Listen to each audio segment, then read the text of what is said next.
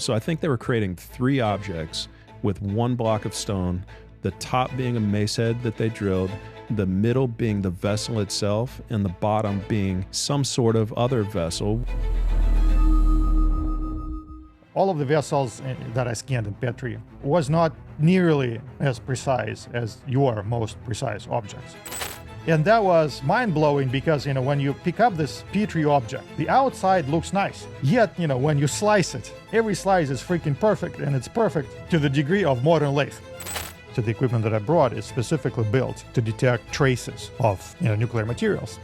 And my hypothesis, I think with this pre-dynastic vessels, we see clear evidence of another culture. Pre-dynastic Egyptians simply inherited, and They were clearly turning these artifacts on a lathe. There are lathe tool marks on the inside of them. The reason why there's not lathe tool marks on the outside of them is because they were all polished off and polished out.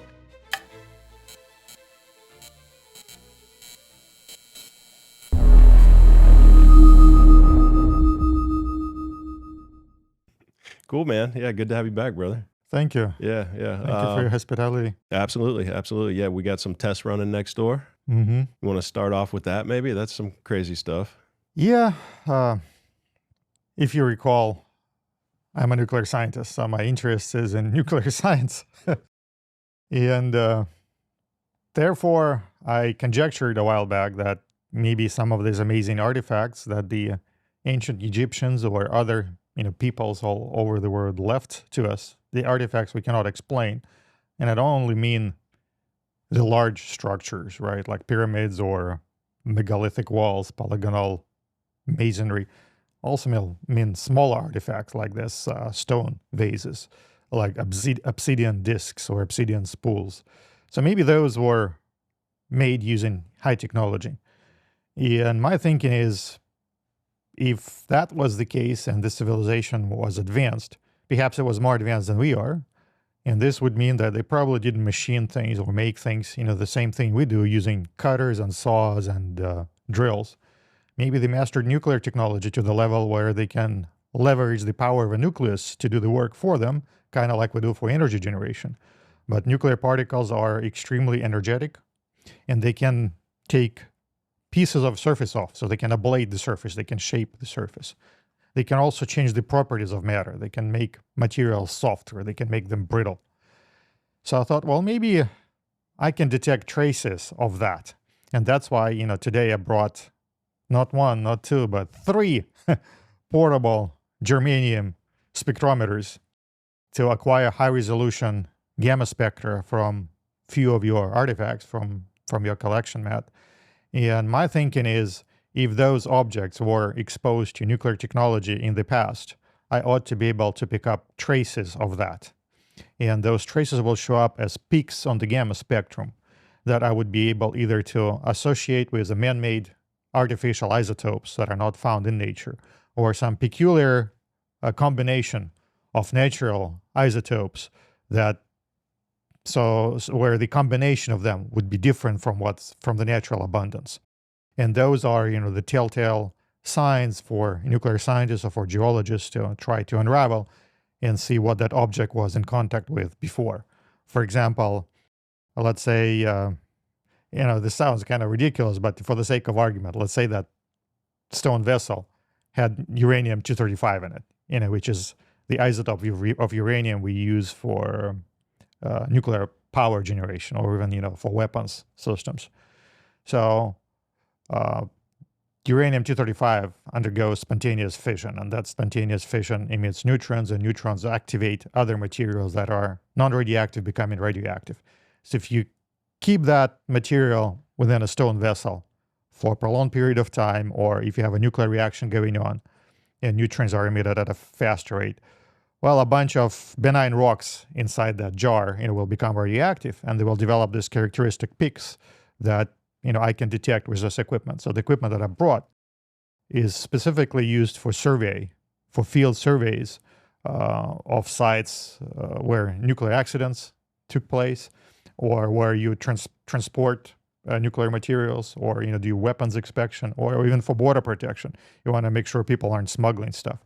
So the equipment that I brought is specifically built to detect traces of nuclear materials.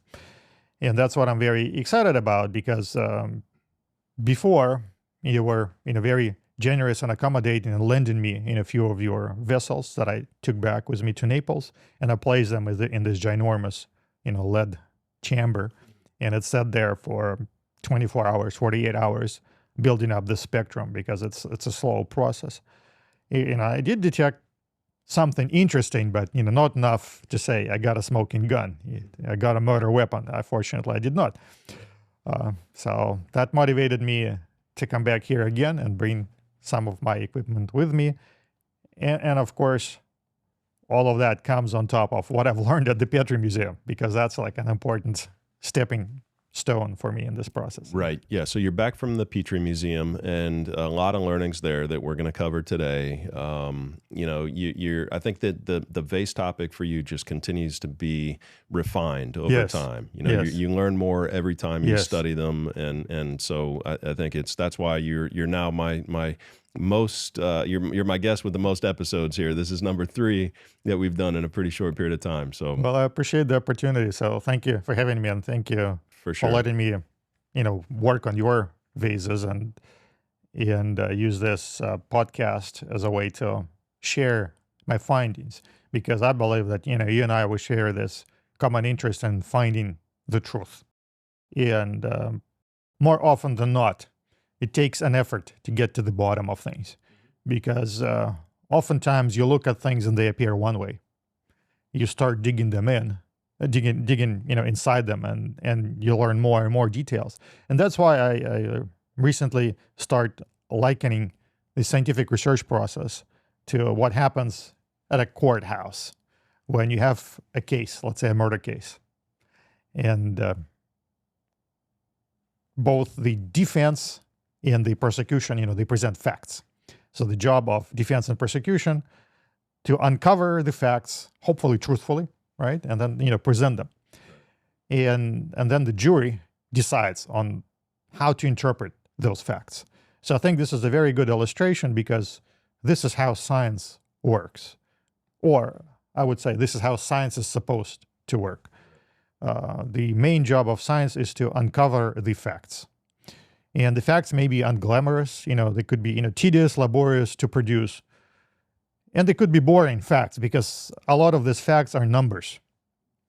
And then, the science presents those facts, and it's up to the jury, which could be either other scientists or politicians or, laypersons like you and I, to interpret those facts and say, what does it mean? Because, different people would have different opinions on what those facts mean, kind of like in the murder trial. Did he do it or did he not? You can tilt it this way and that way. So sometimes you have enough facts to where it's like unquestionable, incontrovertible, unequivocal. But sometimes it's, and in science, the idea is you keep working at it. You keep producing facts until you have enough to sway, the balance in one way or the other, and you are at a firm conclusion. I think we're approaching that stage, and in this regard, my visit to Petrie Museum was very educational, because it did reveal a ton of facts, did reveal facts that I utterly unexpected. And, I'll be happy to tell you all about it. Good. Yeah, I look forward to it. Yeah. I mean, there's a certain number of possibilities that exist here with these vases. Yes. And so you're finding the facts so that we can kind of assign probabilities to those possibilities. Exactly. Basically. Yeah. So yeah, I mean, they were made in modern times with modern machinery. They were made in Egyptian times with handmade tools. They were made in Egyptian times with advanced machinery that's not in the archaeological record. They were made way before that with advanced tools. They were made way before that with hand tools. I mean, these are all possibilities that, like you said, you're trying to find the facts so that we can make the best estimate and say, okay, this probability is much greater than this probability now. And one of those probabilities is that some of these very well could be modern machined forgeries. Yes. So that's something that I want to remain open to. I've remained open to that, the entire time. It's not as if, I've said, every one of these is ancient, or every one of these is from a lost civilization, or every one of these is from the Egyptian civilization. Like, I think we just don't know, you know, and I don't know that we'll ever know, candidly. I mean, we'll be able to really provide some good educated guesses based on what those facts, kind of that the direction that those facts point us. So that's what I'm excited about, is getting to the truth. And yes. Yeah. And I'm very glad that you understand this point, because I'm kind of reluctant to pass a judgment and say, this is a real object, this is a forgery. You said it very eloquently, and I will repeat your point. We don't know. We cannot know unless we're able somehow to date the rocks and get the age of the rock. But even then, dating the rock is one thing, and a lot of the rocks are, billions of years old, or hundreds of millions. So it doesn't really help us. So we really need the ability to date when the surface of the rock was worked on. And unfortunately, that's not an easy task. And recently, you and I learned that it's possible to date pottery this way. For example, when you take clay and you fire that clay, so the effect of firing clay kind of resets the clock on it. And there are analytical techniques that are developed to where you can say, send a piece of pottery to a third-party lab, and they will scrape a little bit, bits and pieces from the surface, put it in a machine, and that machine studies how much light is emitted from these tiny scrapes when they heat them up. And by the amount of light, they can tell how long that surface was exposed to natural background radiation. And they can say, okay, well, based on the amount of light we gathered, it has been this many years since the pot was fired. So for pottery, it's a very well-established technique that's used routinely by archaeologists and experts to date pottery. So the same technique in principle can be applied to stone. But, you and I, we've learned that, labs aren't jumping on it, because it's more of a, well, it can be done, but we haven't done it. We haven't really calibrated it, spent effort. So I think in principle, a technique like that, could be developed, using the same principle, but it's not an easy task. It's not done routinely now. It's merely like a possibility that it could be done. And, given enough interest, I think it can be done. And then we can determine when the surface, let's say, of a granite was machined. But at this point, it is just a possibility. Right. But I also wanted to ask you, you've visited the Petrie Museum yourself recently. So what do you think? Yeah, I mean, it was definitely eye-opening, I mean, just going in there, and I've seen ancient vases before in various museums. The thing that struck me from the Petrie Museum was that the weathering that existed on every artifact, that really stuck out to me.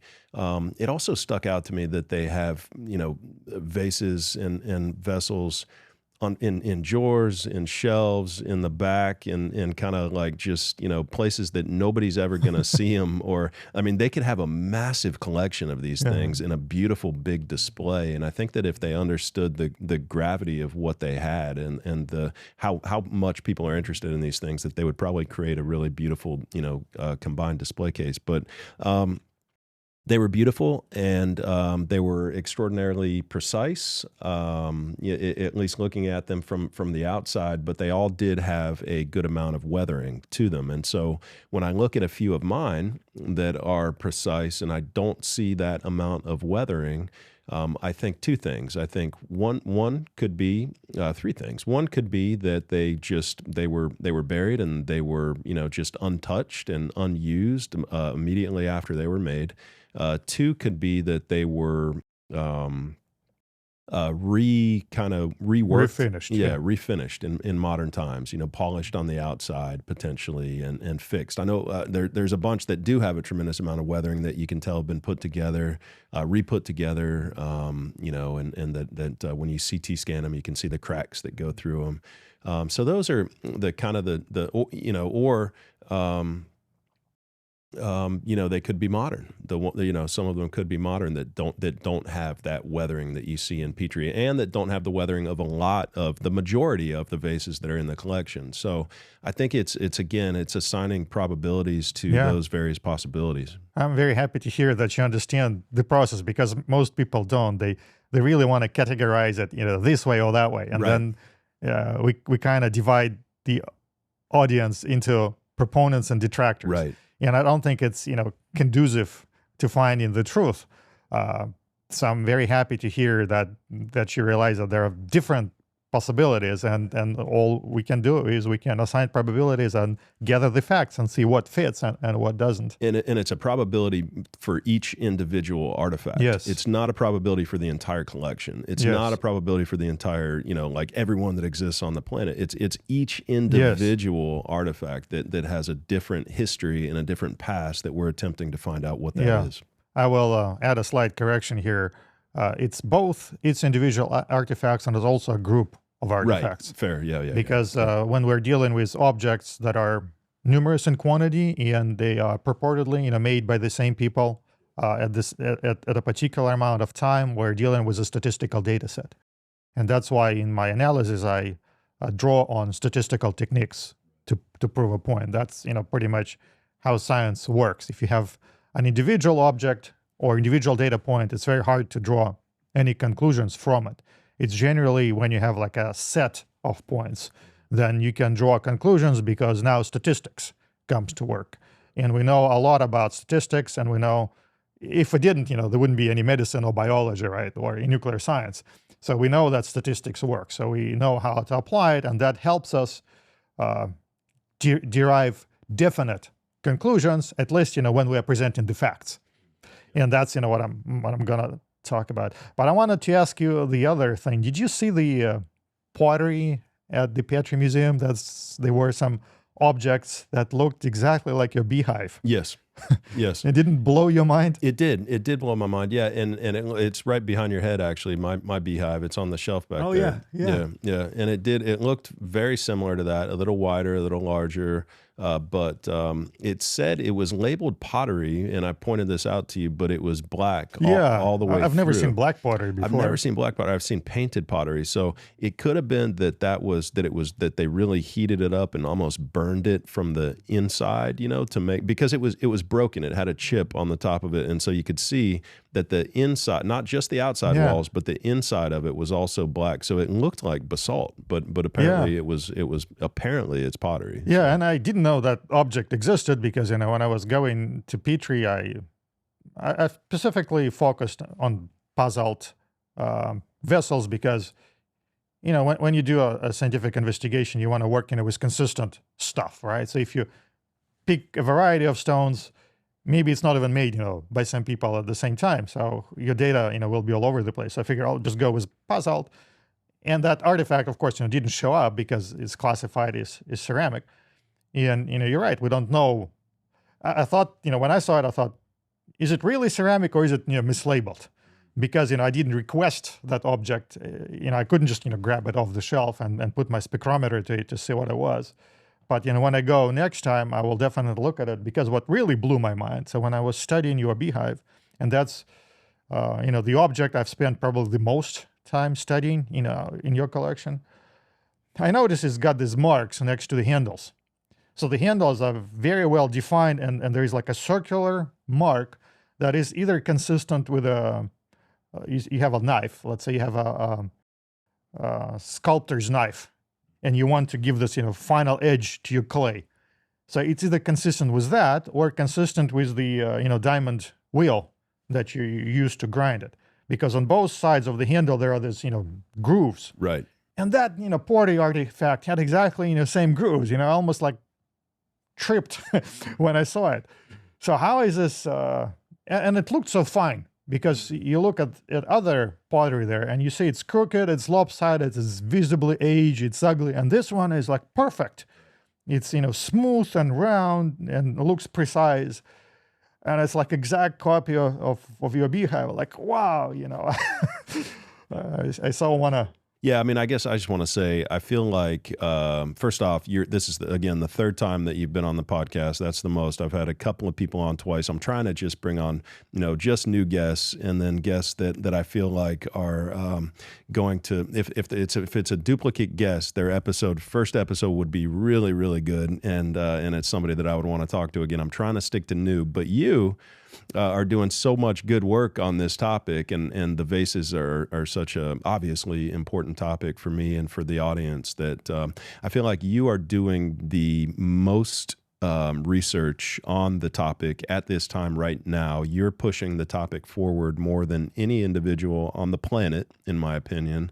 The research that you're doing is more important than work that's being done by anyone else. And so that's the reason that this is the trifecta for you. Because, I mean, and as long as the work continues and we continue to make progress, I can see this being a way that we can continue to update people on what's actually going on with these things. So I just want to, again, thank you for the work that you're doing. Well, it's very kind of you to say thank you. I'm very touched by your words. I'm really thinking that I'm putting a modest effort, whatever I can. But I realized that the topic really grew on me, because when I started, and this whole information, when I met Ben van Kerkwijk, and he introduced me to the idea of vases, I was totally incredulous. I thought, there is no way this is true. But, when I looked at the first scans, and that's, how you start. You're an idiot, amateur, you know nothing. I knew nothing about, 3D scanning, knew nothing about, computer analysis. But when I started, and I was fortunate that you shared your CT scans with me, I wrote some code, analyzed them, and I said, damn, that's precise. I showed it to some of the machinists, that I take parts, from a fusion reactor to make. And he looks at it and says, damn, that's precise. I don't know how you can do it. So the impression that Ben gave about this object, we felt the same thing, exactly the same thing. So, but as you mentioned, you weren't sure whether these were genuine or not. And of course, I didn't want to say they were not, because this is your collection. You want it to be, genuine. I know. I want the truth, man. I want the truth. Well, I mean, and I really appreciate it, because most people don't. So, I didn't want to pass a judgment. But, my thinking was, if you want to know the truth, you got to go to a museum and look at objects with known provenance. Because, we discussed provenance of your objects, and unfortunately, it lacks archaeological context, meaning we don't know where objects in your collection were found. Every object in the world that's on the art market lacks the dig site. Yeah. And that, raises a valid argument. Like you catch somebody with a murder weapon, were they at the scene, or did they, pick it up in the street because somebody dropped a gun? Right, right. So when I decided to go to Petrie Museum, is because for most of their objects, they actually had the tomb it was found in. And when I was scanning objects, it's not like for every object that I scanned, they knew the tomb, but at least we knew, Petrie got them. And for about half, they knew the tomb, with the number. Okay. So, there is no question where it was found. And, and the Petrie Museum is nice because they have, the searchable collection, and that allowed me to narrow down my choices. And of course, I had to buy a 3D scanner. And the thing, with scanners is, it seems easy, but, when you start using any tool, you realize, there is a learning curve, there are quirks and whatnot. And oftentimes in what you measure and what you get isn't, the reality. So it took a while to learn how to do it. And then I got a metrology grade scanner, which weighs like 100 pounds. Because it has like solid metal parts, so nothing moves.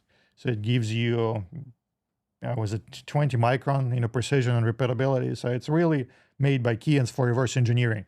So if you want to rip off someone's transmission or engine block, you buy that thing, and it gives you all of the dimensions, good enough for CNC machine to, recreate the part. So it was really, a thing for the job. So we had to ship it I couldn't ship it to the museum, right? So I had to ship it to a friend in London. So luckily I had a friend. So it was on a pallet, crated to ship to a friend. So then we have to go to the friend to pick it up, get a large Uber van to take it to the hotel, and from the hotel to the museum. And then, of course, museum is on campus, so they wouldn't let you drive. And then you say, well, we have a research appointment, we need this by the door. And they start calling. And there is no, nobody's responsible for anything. It's a bureaucracy. It's less circular dependencies. So eventually, my son and my wife came with me. So we just ended up carrying the whole thing by hand to the 3rd floor in the Petrie Museum, set it up there, and started scanning. And I didn't know, what to expect. And I was surprised, like you were, about how weathered and how different those objects looked. Because not all objects I picked, basalt. I think like 2/3 or 3/4 were, but yeah, that's me there scanning. That's in the museum. Yeah, but some were diorite and andesite, so there were some other materials there. But they all looked different, from the most precise objects in your collection. And I didn't have the results on the spot, so it was like later. But besides scanning, for 3D shape, confirmation or study, I also captured radiation data. So I brought my radiation detector, not the high resolution, high precision I brought here. I didn't have, those back then in May when I went. So I took a little pocket one. It's the next best thing in terms of, resolution and sensitivity. And I just wanted to see if any of these vessels would be, so radioactive to where it's like evident. Because we mentioned this other gentleman, I can't remember his name. Was it Ross? A gentleman from Australia who wrote the paper. How many curators and archaeologists, die from cancer? Oh, sure, right. This whole idea that Egypt is contaminated with radioactivity. So I thought, well, maybe some of these objects still are. So I took some measurements, and I didn't see anything striking like on the spot. But later I discovered something interesting. And the third thing I did, I took my XRF instrument, which allows me to detect the rock types. So I wanted to see what rock types those were, and also if there were any traces of material left in those spots. So one of the limitations I experienced at the museum when I was scanning, the curators didn't allow me to turn the pots over, and so I couldn't get complete scans. I was dismayed by it. Because when I scan at home, I scan it from the top, then I turn it upside down, scan it from the bottom, and then the two scans are stitched together by the software. I wasn't allowed to do that at the museum because the curators were concerned that whatever's in the pots would be lost in this dust of the ages, and some did, and I was happy to see because yours are like clean, pristine, like scrubbed. I've scrubbed them. So I actually scrubbed them before I CT scanned them so that I could get an accurate picture of the inside of the walls. And because I scanned a couple that had dirt and dust and stuff in them. So you scrubbed them? I scrubbed them, yeah. And okay. I haven't scrubbed so you every one of them. cleaned the murder scene. I did, and I haven't scrubbed every one of them, but there was no other way to get an idea of how precise the inside walls were. Yeah. So I was happy to see that those were dirty. Yeah. There was some stuff in it, so that's the stuff I used my XRF instrument to examine. And I did find something interesting about it. But before I go into it, I'm just gonna kind of finish this whole. So we spent one day 3D scanning, and then for a week we went to Edinburgh, and came back, and we did the radiological study. So I did the gamma measurements, and I took the XRF spectra. So I have 3 sets of data that I was analyzing at home: the 3D scans, the gamma spectra for radioactivity, and XRF for elemental composition. So I was pretty excited, about this whole thing. And when we come back to Naples, Florida, I run the scans through my code, and the results are not what I expected. Like very, very different from the results I got on your precise vases. And I'm thinking, my code is bad. It has to be an error in my code. So I spent a month. Literally, I was getting up at 6:45, not having coffee, not washing my face, not cleaning my teeth, going to my laptop and write MATLAB code to crunch the numbers and see why the results the way they are. And in this way, I would sit in my underwear until 11:45 at night, just crunching the code and checking, rechecking, plotting, replotting, because it just didn't make sense. But a month and a half later. And what was it that didn't make sense? Well, because I expected the pots to be precise. Okay. Because when I visually, and first of all, when I went, I browsed through the collection, and out of those basalt artifacts, I picked the ones that looked like the most precise on the picture. And then when I handled them, yeah, they were weathered, but they were still, looking pretty good to a naked eye. And then I picked a few objects that looked crooked. So I wanted to contrast this well-made versus not so well-made. But when I'm looking at the scans, they all consistent. A pot that looked very nice when I handled it, yields the same quality metrics as the vessel that didn't look so fine, was more weathered or appeared more lopsided. And that didn't make sense to me. So that's why I kept analyzing the data and reanalyzing. Inside and outside? Yes, inside and outside. They were so all the vessels that I scanned were consistent. It wasn't like I expected to see two different sets, or when I plot my points, I expected to see two different clumps. I expected to see a clump that corresponds to a well-made, precise vessels, kind of like what I saw in your collection. And I expected to see a clump of poorly made, imprecise vessels that, handmade or knockoffs by Egyptians, imitations, by Egyptians. So I didn't see any of that. So all of these objects, they formed a single cluster. And I was like, has to be a mistake. But, a month and a half later, there wasn't a mistake. And by the way, also, one of the things you do in science, so you calibrate your instrument. And calibration broadly refers to a procedure where you ensure that your instrument reports accurately. And when I was scanning these vessels, I realized how important it is to be sure that the instrument is scanning accurately. I was scanning this metrological sphere.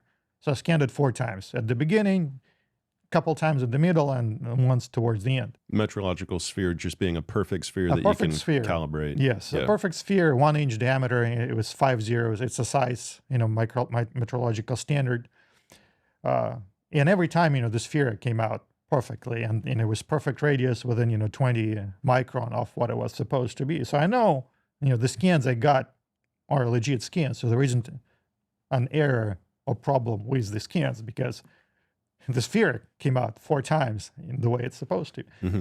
So after failing to find a problem in the code, and I, by the way, I reran your entire collection. I ended up rewriting the code from scratch many times over, rerunning your entire collection, and for your collection, I'm getting one result, and for this Petrie object, I'm getting another result. Yeah, and that's where I was confused. How is this possible? What's going on? And let me kind of elucidate on what those results. So you got were. I gave you all 88 or so scan files? I think I got about 40. 40. Oh, Yeah. okay, got it. So you have 88. Yeah, I've got 88. Yeah, I have so. about 40. Okay, gotcha. Well, half is still Yeah. So I'll be happy to analyze the rest of it. I didn't know if you scanned it all. Yeah, I think almost all of them are scanned now. Yeah, I mean, you started off scanning the most precise ones out of my collection. So you've got those, and that's kind of where we started. But then we added a bunch. More, right? I added you got access to a bunch more. Yeah, so good. Okay, so I'm with you. Okay. So after failing to find the mistake, I said to process this. What does this mean? And basically, the finding was this: all of the vessels that I scanned in Petrie are about the same in terms of quality. Some a little bit better, some a little bit worse, but they are the same class. There were no 2 classes. The other thing was the exterior of Petrie objects was not nearly as precise as your most precise objects. As what percentage of the 40? Like in your 40, you have about 10 or 12 that, when I plot them, they form this distinct cluster of most precise objects. That's like on a 2D plot, it's like a blob. They're all in one place. And Petrie, when I plot, it plots elsewhere, like pretty far off from that cluster, meaning that the accuracy of the outer surface of the Petrie objects was more in line with manual work. It definitely did not match, the machining work. because I also scanned a bunch of modern, contemporary artifacts. So off eBay, I bought, by now I have 20. I have 20 stone vessels that I purchased off eBay that were made by artisans, by artists on lathes. Because, lathe is a pretty good, productivity tool. You put a stone in it and it gives you, a cylindrical shape and you can haul out. And that's how most artists or shops, artisans do it. So I have 20 of those and they form a cluster on the 2D plot of quality that's exactly matches the cluster of your most precise objects. So the two are like virtually indistinguishable. But, these Petrie objects, they cluster elsewhere. They don't cluster the same way. So, and it's not because of the weathering or anything? No, it doesn't seem to be, because, I looked at the plots and the weathering was the first thing, I was trying to refute, but it's not because of the weathering. And the other interesting finding was a lot of Petrie objects had this elliptical shape to them, which I haven't seen anywhere else. So they're not perfectly round. They're like more squished. Right. Which was very weird. And that squishing is not like symmetric with respect to handles. So you'd think if you make something like on a machine, you'd position everything to where it's like perfectly geometrically. So nothing of that sort. They're squished, but the handles aren't positioned symmetrically towards that squishing. So the outer surface was off, but it still wasn't as bad as Olga's. If you recall our first discussion, Olga's vessels were like way off, like to the side. So that would be handmade. Olga's would be handmade. Right. Yeah, Olga's were handmade hardstone vessels. Right. The most precise of these were either machined or they were repaired, I guess, at some point in modern times, right? They were either machined in the past, machined in the present, or repaired in the present, I think is what you're saying about the 12 that are the most precise pieces. From your collection. Yeah. Yes. Seems like the only options. Right. Yeah. Right. But, the Petrie objects, look different. And then when I look on the inside of them, so the inside surface is even more surprising because the inside surface on every single one of them looked like it was machined to some extent. And I will try to elaborate on that, but not how you would expect it to be machined. And when I analyze the quality of a surface, but the outside doesn't look like it was machined? No, okay. Not at all. So the outside looks handmade, and I'm going to elaborate on that in just a moment a bit more. And so how many thousandths of an inch, for example, would the outside be off by? 15, 20. 15 to 20 thousandths of an inch. So it still was turned. It was still very... I don't think so. Really? Because if you turn, you get like a couple thousandths. Maybe two. Depending 3. on the stability of the turning device, the lathe. That's true. So, I will not pretend to be a turning expert. Yeah. I can only compare it to a good lathe. And to a lathe, let's say to a modern lathe. To a modern lathe, right. And all modern lathes have, pretty good rotation, within 1,000 right. or a couple thousand. So if you use a modern lathe, whatever you turn on it is going to come out, within a couple thousands, maybe even less. In fact, some of the modern artifacts that I scanned were half a thousands. And those like, $10, $15 candle holders made out of marble, which is a soft stone. But, at least, if you casually turn marble on a modern lathe, you get half a thousandth of an inch in terms of root mean square error. And that's, and the outer surfaces for modern objects, I think the average maybe 2 or 3 thousandths root mean square error. But the Petrie objects were, 10, 15, 20. I think the average was maybe around 15. I don't recall the numbers, but, way off. 10 times worse, yeah. 10 times worse, but how much better than Olga's? And yeah, but a lot better than Olga's, yeah. So, 15 1,000ths of an inch. So you're talking 1.5 hundredths of an inch. So, you look at an inch and you take 1.5 100ths of that. So in millimeters, you're talking about... like a millimeter maybe. Yeah, like 1 millimeter. Yeah, 1 millimeter. Yeah. Okay. Okay. So So it's I still mean, very well made. You yeah, know, don't yeah. take me wrong. It's still very well made. It's just not consistent with being made on a lathe, on a modern on a lathe. modern anyway. lathe, right? And that's, right. you know, I'm trying to be careful with what I say, how I relate facts. Yeah, I cannot say by looking at the object how it was made, you know, no way of knowing. But I can say it's inconsistent, you know, with modern With a lathe, modern because modern lathe gives you, you know, dots that are way more. Got it. So Petrie Museum exterior inconsistent with modern lathe. Yes, inconsistent with modern lathe. Yeah. Yes. So then I look at the interior, and the picture for the interior is different, because there are two metrics that I look at. I look at when I get a scan of a surface, so I slice it. I slice it into circular slices, and I look at how round each slice is and how concentric those slices are. So what struck me, knocked my socks off, is that every slice I took of interior surface is like near damn perfectly round. And it's near damn perfectly round at the level of a modern lathe. In fact, it's freaking consistent with the roundness you get on a modern lathe. And that was mind-blowing because, you know, when you pick up this Petrie object, the outside looks nice. It's smooth, it's shaped, it's pretty. When you look on the inside, you see these striations, and you see the inner surface is messed up. It's imperfect. It doesn't look good, you know, it looks visibly bad. Yet, you know, when you slice it, even though it may be crooked, it may be lopsided, every slice is freaking perfect, and it's perfect to the degree of modern lathe. Right. And I was like, this makes no sense, because then when I look at how concentric these slices are, they're not concentric at all. They're poorly aligned. Meaning they're not aligned with one another. They're curved. So this is a good illustration. Thank you, Ryan. So this is, if I took this glass and I sliced it, every slice will be circular, perfectly circular. But overall, you see this is not straight.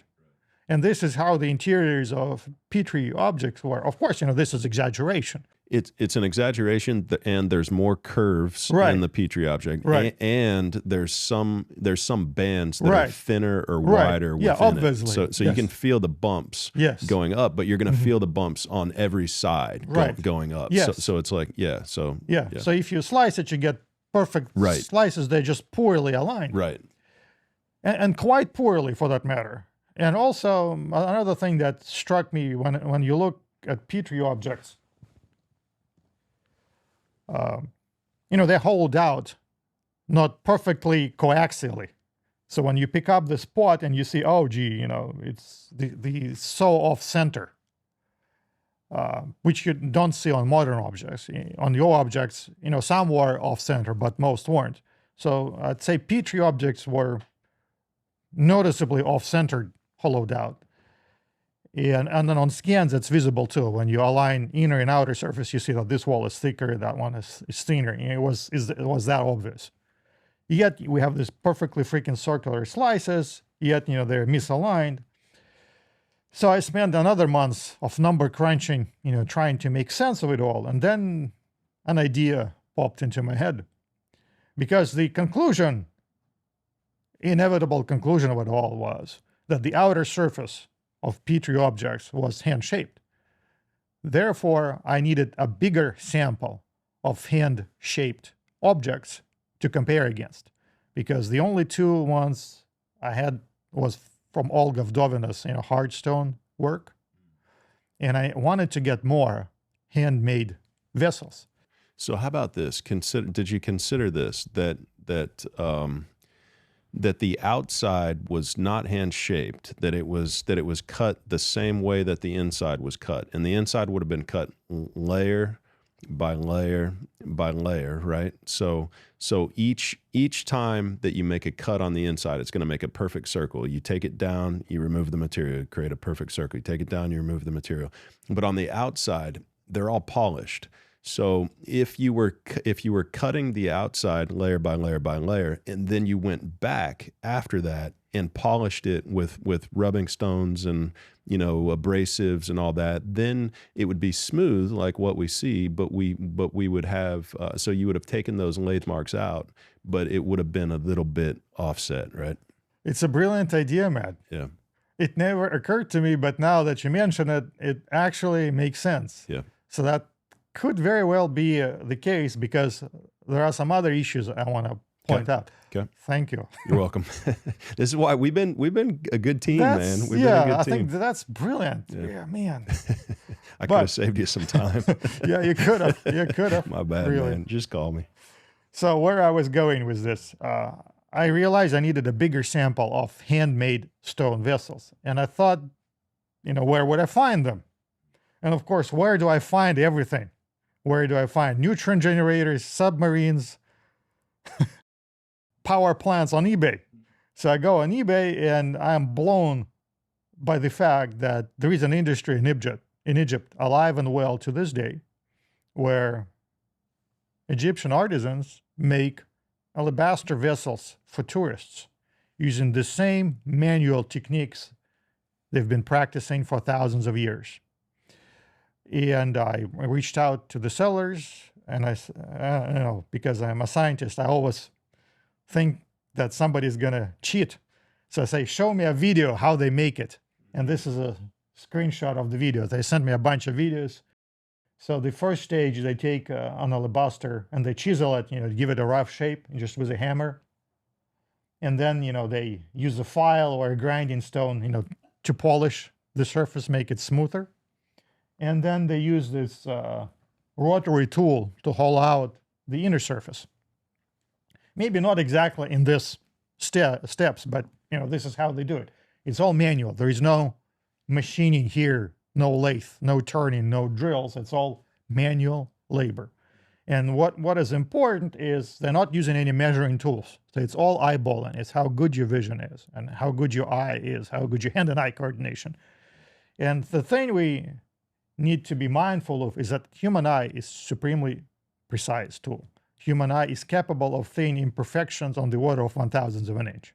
It's very well established. So if I give you a vessel and you go like this, you'll be able to spot that it's crooked. And then if you have a rubbing stone or a file, you'll be able, to take that off. And that's what they've been doing. But they've been not trying very hard, because this is a tourist vessels, and we have some of them here on the Ottoman. They're like $10, $20 a piece. We're not talking them spending extraordinary amount of effort. So when I saw it, I bought like 10. And I started scanning them. And when I scanned them, I plotted them. And I almost fell off the chair, because the resulting blob of points matched 100% the points from the Petrie Museum.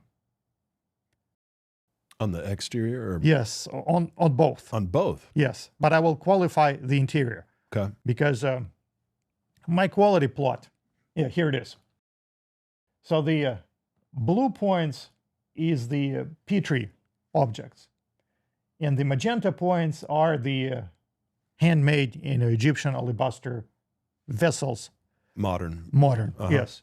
But augmented by two other vessels. One here is the red stone vessel. But why does the inside of these feel so bumpy? Yeah, I'll talk about it. Okay. First, I want to mention this. And so two additional data points were this vessel, which is made using an angle grinder by Jacob Awian, who is a friend of Ben van Kerkwijk's. So he made it from a hard stone using angle grinder. And the point for it is also smack in that data set. It's A1 there. It's almost in the middle. And I had another hard stone vessel made in a similar way by somebody else, who is M17 there. It's smack. With modern with modern power. Yeah, with modern power tools. Yeah. So the main observation here is what we are seeing in this modern day present-day made alabaster vessels is they're made using eye for measurement tool and hand for polishing. And that's kind of the quality you get. It's pretty consistent. And I was surprised to see it form, such a great match to the Petrie objects. But Matt, you made a very important observation. You said the interior looks rough. Mm-hmm. And that's how the Petrie objects were. The interior felt rough, when you stick your finger inside. Right. But these have bumps. Petrie object had bumps. But I thought the Petrie object had perfect circles. Bumps are kind of consistent with perfect circles. But they're not rings. It's like zits. Good point. Yeah. This is the difference. This is the difference. So when I break down this analysis and I separate the circularity from concentricity, I see the difference between the modern alabaster objects and the Petrie objects. So the modern alabaster objects are not, the inner surfaces are not as circular, not nearly. They're round, but they hand quality round. So Petrie objects, they're round, consistently with the, lathe. And they have lathe marks Right. in them. The Petrie Museum have right. They have like Right. horizontal Right. tool marks. Where the weird thing happens, I mentioned that the Petrie objects are not concentric, but these handmade objects are more concentric. So the concentricity of the inner surfaces of Petrie objects is actually worse. Sure. And what happens is when you add the two up and get a score, the very good circularity is compensated by poor concentricity, and you get an average that matches handwork exactly. And it kind of hides the difference. Say that one more time. So the quality metric has two components in it. It's circularity and concentricity. And let's say when you take an outer surface and you extract the circularity and evaluate it separately, and you extract concentricity, evaluate it separately, will be an exact match to alabaster-made modern objects. And when you add this together, the score doesn't change either, okay? Now, when you go to the inner surface, and you do the same for the inner surface, you look at the circularity and concentricity separately. So the circularity of the Petrie objects is rivaling the circularity of modern lace-made work. And it's clearly different from handmade alabaster objects. But the concentricity of Petrie objects is much worse than the concentricity of the handmade alabaster objects, which is also surprising. Why?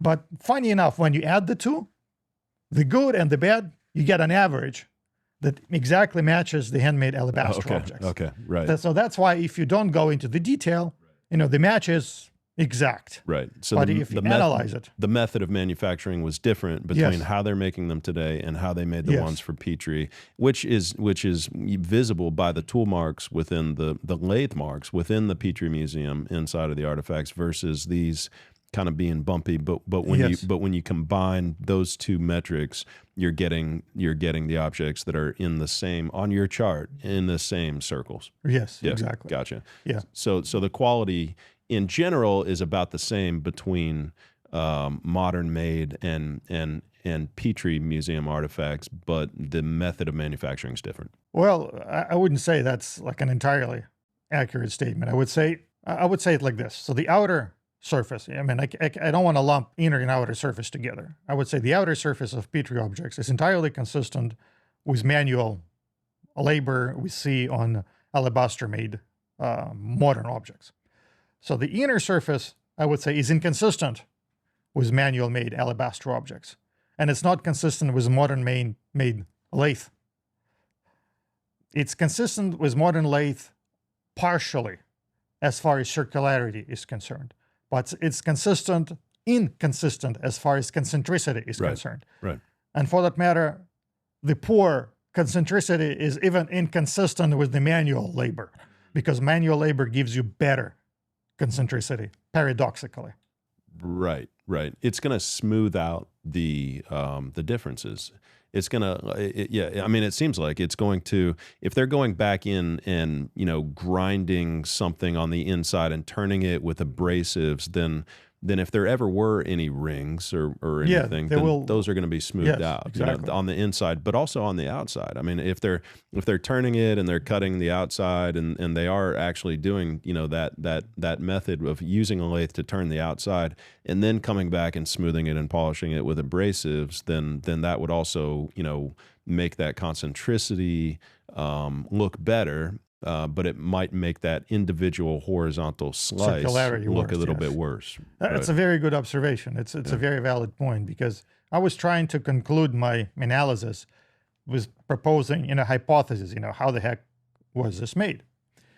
And of course, I cannot disregard the fact that the circularity is so perfect. So therefore, my conclusion was that I didn't think that they used a lathe.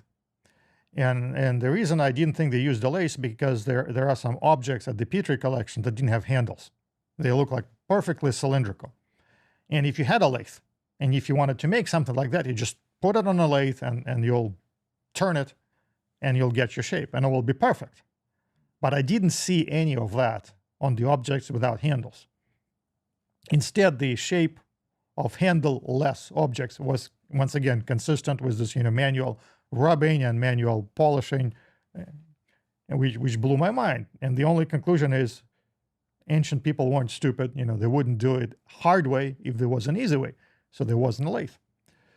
Yet, when you look on the inside, I cannot explain the marks that you see on the inside without using, some degree of high technology. Right. And that signature of high technology that we see is in precision of rotation, which brings me back to the discussion of Olga's vases. Remember, there were 3, and on the third one, she used this potter's wheel. Yeah, she cheated with ball bearings, metal ball bearings. Yeah, and the significance of metal ball bearings is because now you can turn it in a very precise, and it's very easy for you to see the imperfections. Right. And even manually, you can get rid of them. Right. So they had to have been a precision turning tool back then. And I'm not saying it's ball bearing or superconducting magnet, I don't know. Yeah.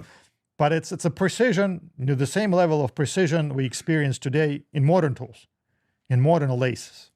But my conclusion was that the tool had to have been handheld, like an angle grinder or a power drill, to where when they hollowed out the vessel, it went inside.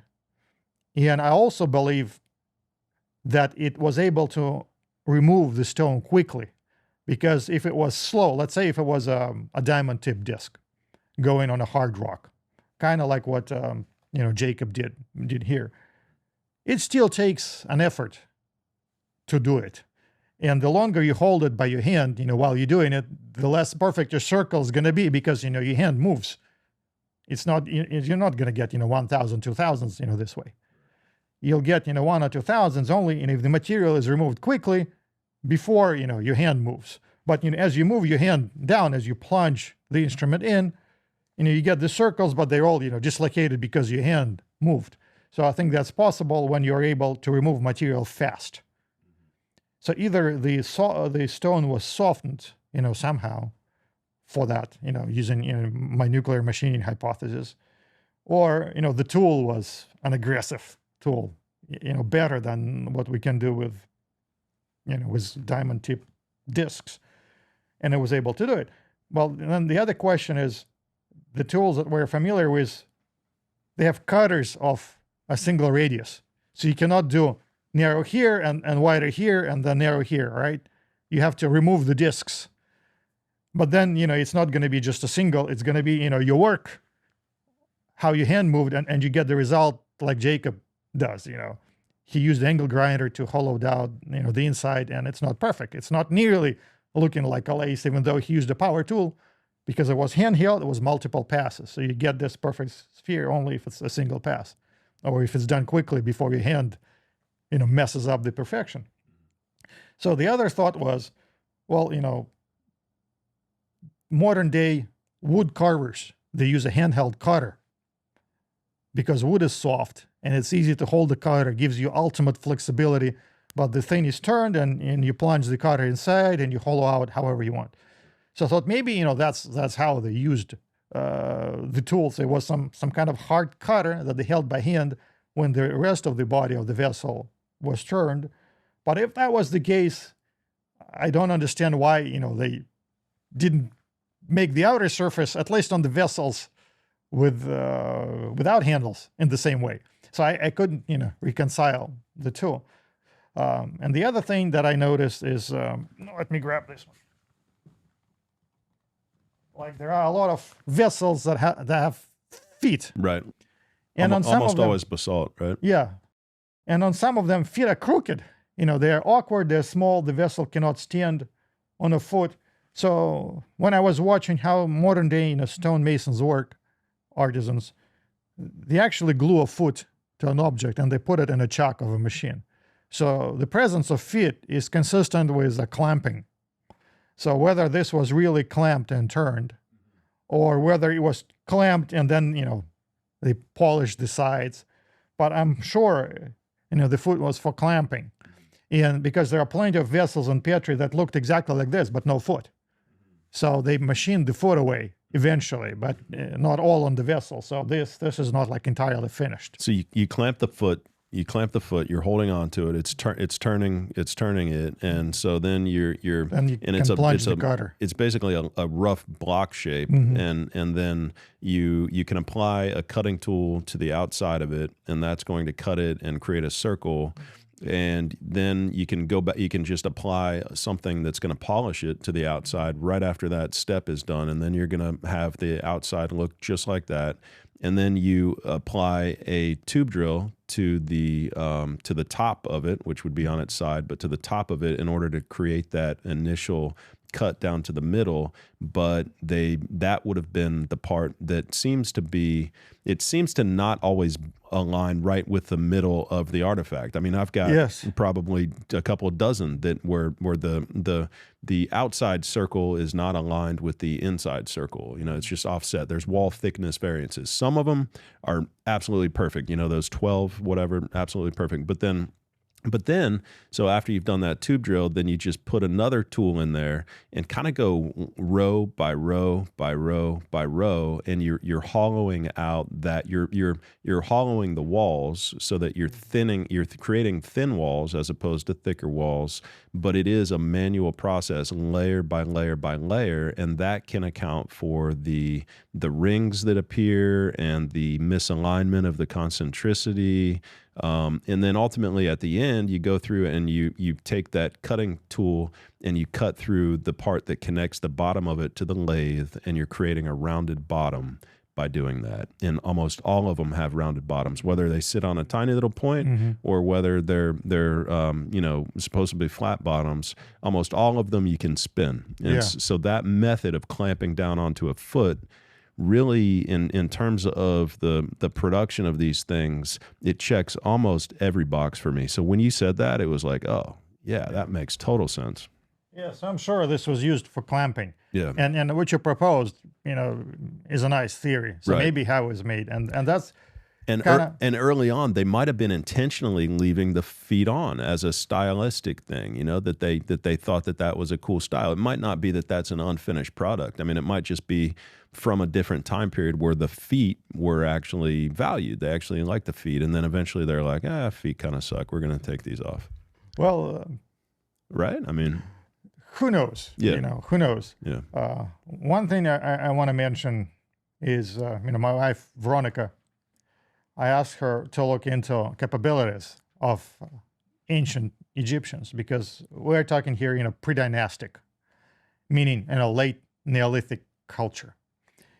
So I asked her, would you please study and see what could they make back then, 3,000-4,000 years ago, before Egypt, was unified, before dynasties were established. What could they make besides the vessels that are attributed to them? Because we don't know if they made it. It's what archaeologists say. These are made by this primitive, right, late Neolithic people. And Neolithic is basically hunter-gatherers, just one step beyond that. They just started farming. Yeah. And small scale. It's a possibility with a probability. Right. Yeah. So, and she spent, 6 weeks on that and came up with a comprehensive report, and it's linked, in my blog, where she examines their culture, their tools, the art they made, the utensils they used. And it basically starts with a flint tip, flint chisel. That's like 90% of their tools. Yeah, and their pottery is crude. Their little toys, dolls they made is crude. Their tools, as I said, basically flint. So how the heck, can you make a hard stone vessel, with a flint tool on the scale that those vessels are found? So we're talking, thousands and thousands of these are found where these people were, had only flint tools at their disposal and nothing else. So there's a clear mismatch.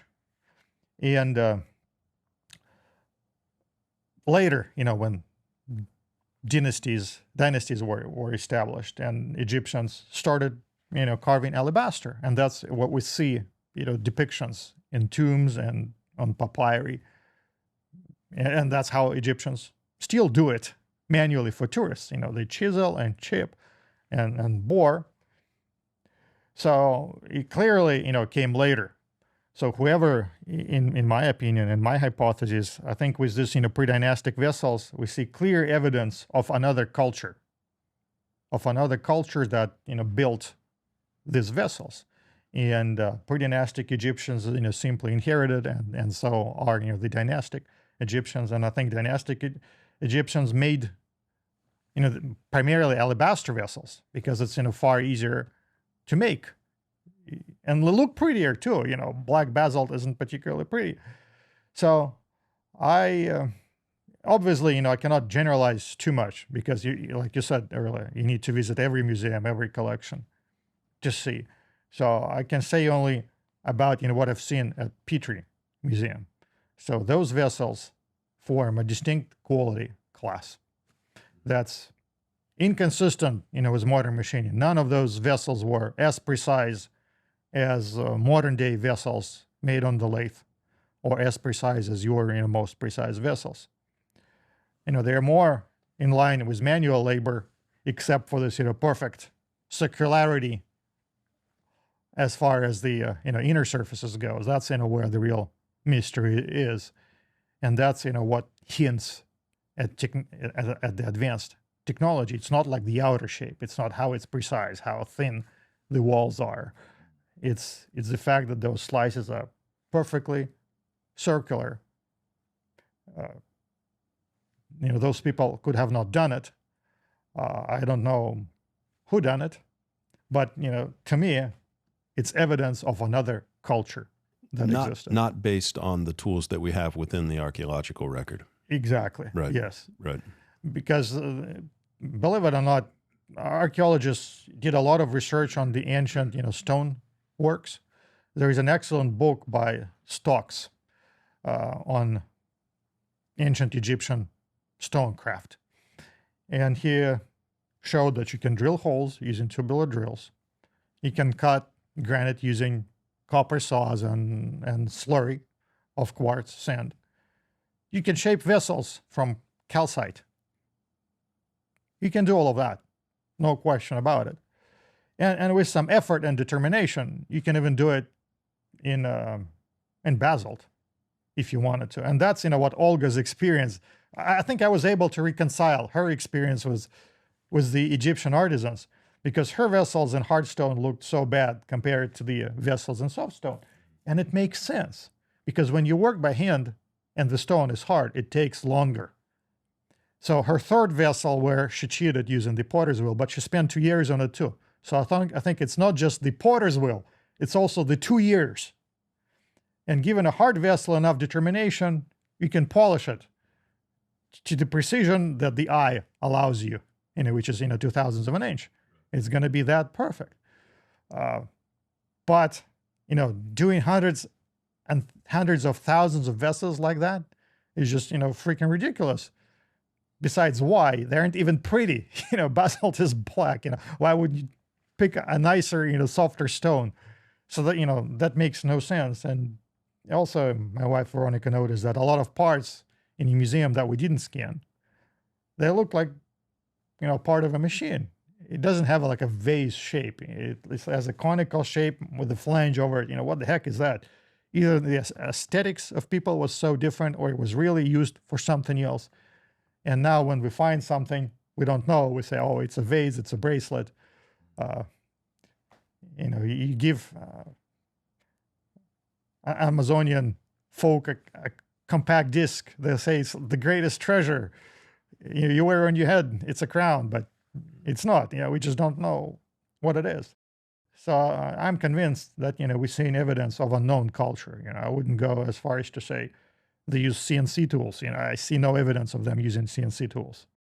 I see plenty of evidence of them going by hand and by eye, but I see evidence of high technology and how they hollowed it out, because it doesn't add up, with manual hollowing out. They had to have some, which kind of brings me back to the idea of shamir. What if they had, this shamir thing, which was mentioned in Talmud, in Jewish holy scripture.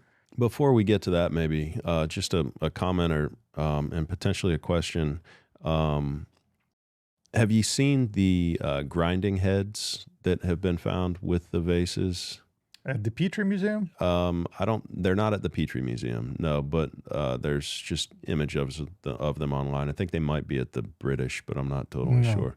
So as you're talking and we're thinking through this process with the foot and with clamping on the foot and spinning it and cutting it with a tool, as you're talking, I'm thinking, well, where did the foot go? And the foot would look really similar to some of these grinding heads that have been found. So you're thinking those are leftover feet? I think they might be leftover feet. I'm just thinking right here, right now, that could these be leftover feet? Because there's not really a great explanation for them.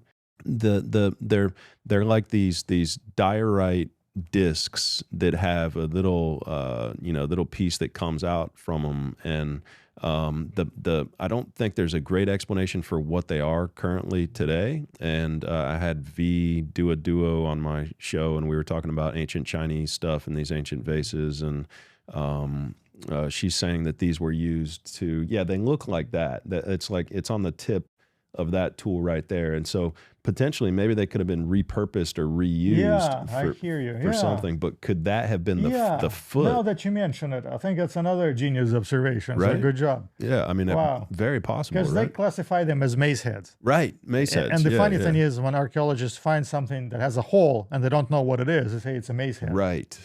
So could this have been the foot, the leftover foot? And maybe they even converted it. Maybe they even converted it. This makes so much sense. Right? I think you just got it. I think you just solved the mystery of mace heads.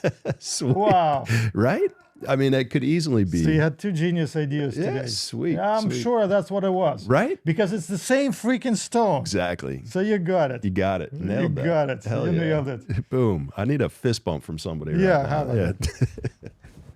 That's awesome. That's awesome. Yeah, it could very well be, right? I mean, these could be the now that you mention it, I'm sure, because it's the same stone, right? And it's the same shape that doesn't make sense, right? It's the freaking foot. It's the freaking foot. It was just too valuable to throw away, so of course. So they made it a mace head. Man, you solved that. Yep.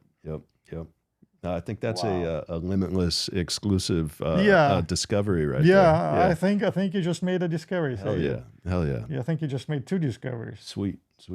Yeah, awesome, man. This has been a productive episode. Yeah, we need to talk more. Maybe there'll be fewer mysteries left. Yeah, exactly. Wow. Well, good. Yeah, no, that just makes way too much sense. And then, I mean, if they're clamping onto it and they've got that tube drill that's going down into the vase, into the artifact, all that's done, once you cut the vase off by the side tool, that tube drill just keeps going, and it just cuts that center hole right through there, right? I mean, it's the easiest process in the world. Yeah. So, or even if there wasn't a center hole, and they find this thing and it looks so nice and it's already finished, Right. It's not that hard Easy to to make a tube hole drill. in it. Easy to tube drill. Yeah, Yeah. yeah. I'm saying the equipment's already Man, right there. You just got it. I Yeah. cannot believe it. Good work. Awesome. Very cool.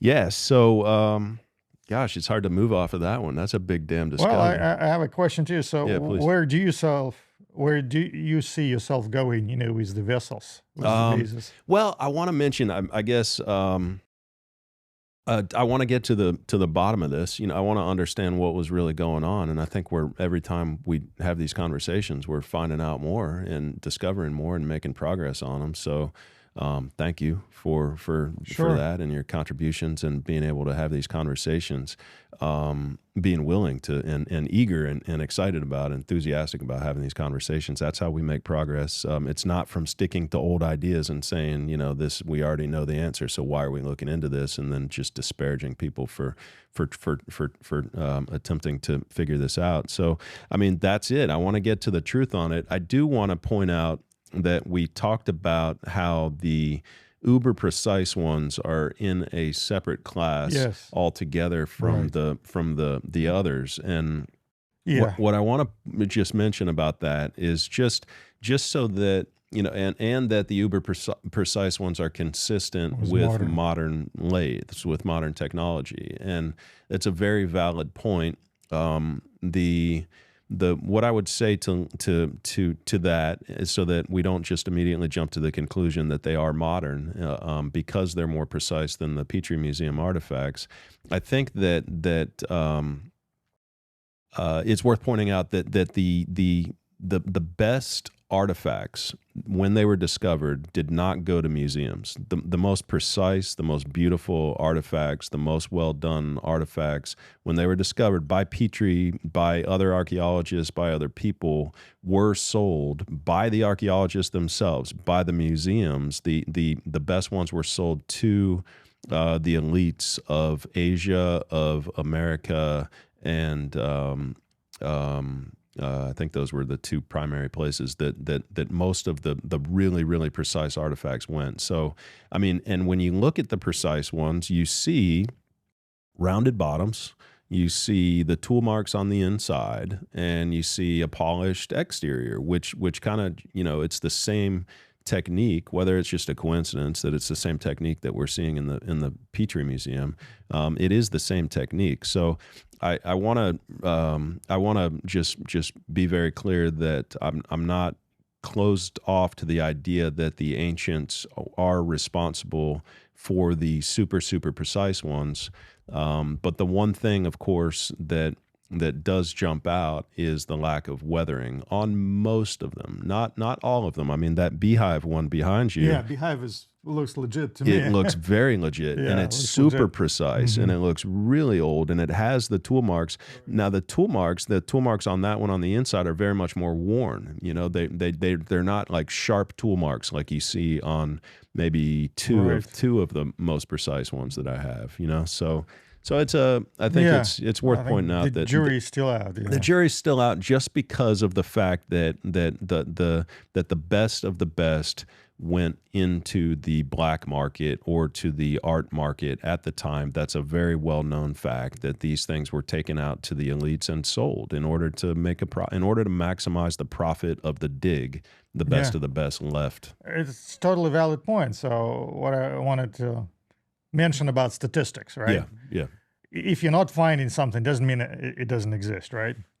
So obviously, I'd like to go to more museums and scan more of this, because I very much would like to find an object with known archaeological context that is as precise as your most precise. Because you're right, when I look at your beehive, it doesn't look like a forgery to me, and that's a subjective opinion, obviously. Does not, you said? No, it does not. Right. Because it's not particularly pretty. I don't know why you're looking at my beehive, by the way, man. That's kind of weird. No, I'm just kidding.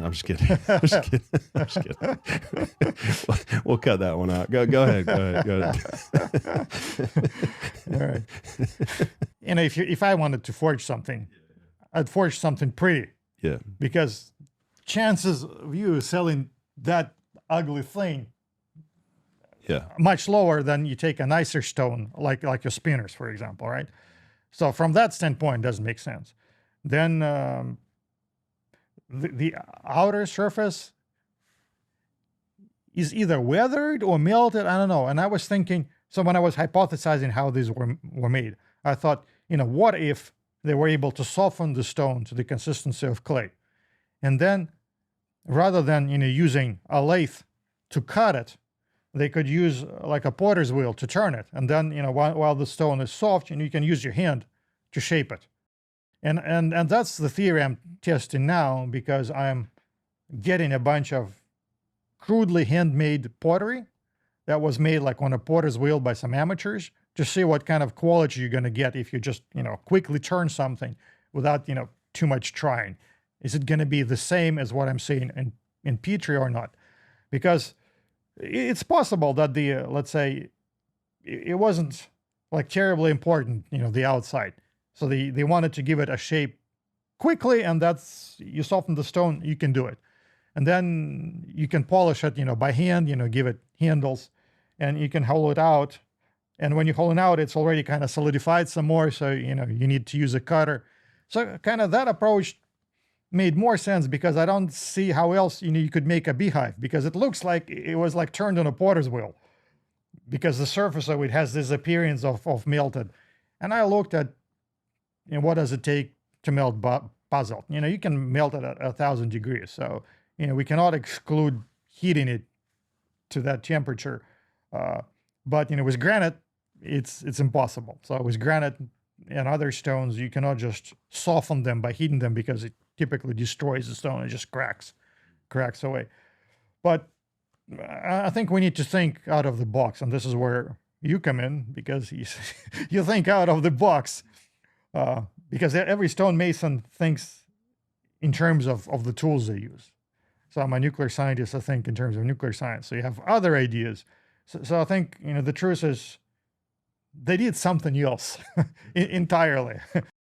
We might able to figure out what it was, but it's not like a CNC lathe or a 3D printer, right? Or something else. And hopefully I'll be able to dig up some more data that will permit for, other interpretations, because I feel like my job is to uncover the facts and present them truthfully without trying to force them, into a particular conclusion. And then people like you, or people who watch and listening, they can look at these facts and they can derive their own conclusions or hypotheses or ideas. Right.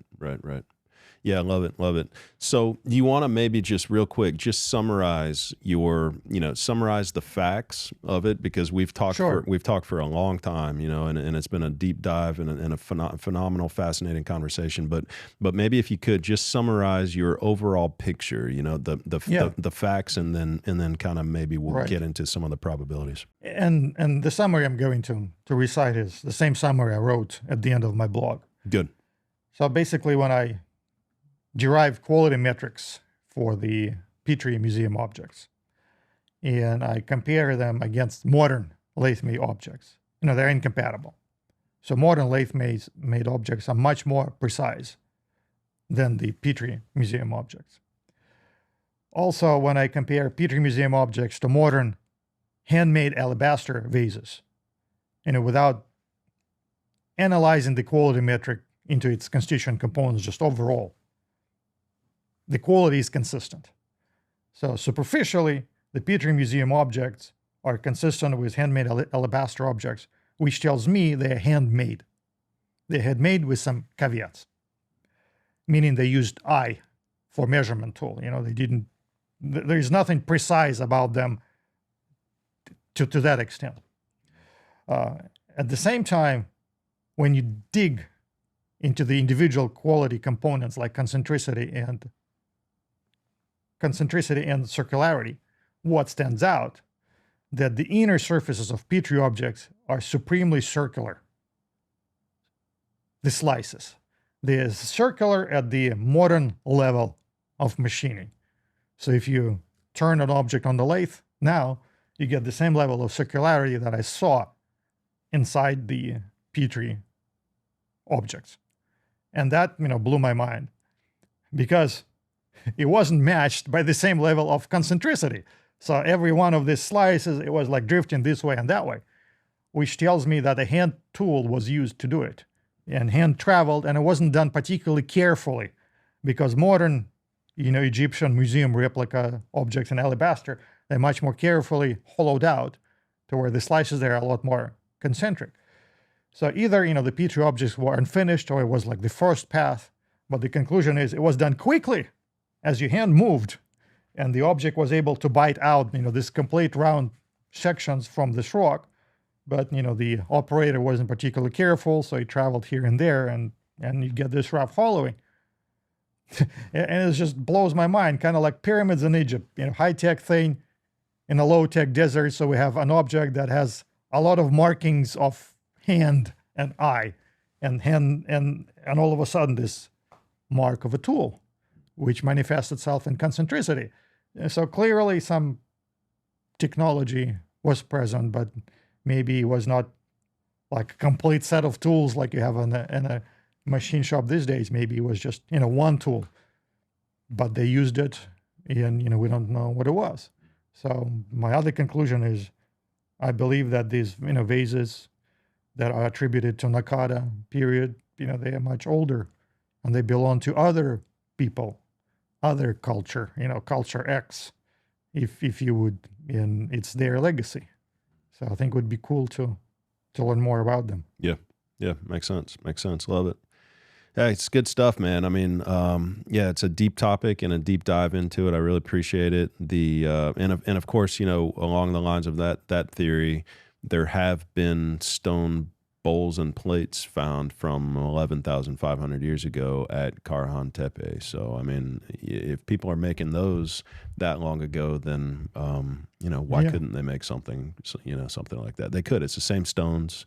They're both round, very similar. So anyway, yeah, it's a very intriguing and fascinating possibility. And the ones, maybe the ones with all of that age on them come from that time period. Maybe the ones, it's just, there's so many possibilities. It's difficult to even, go down those rabbit holes. But, okay, well, what did we miss on the vase topic?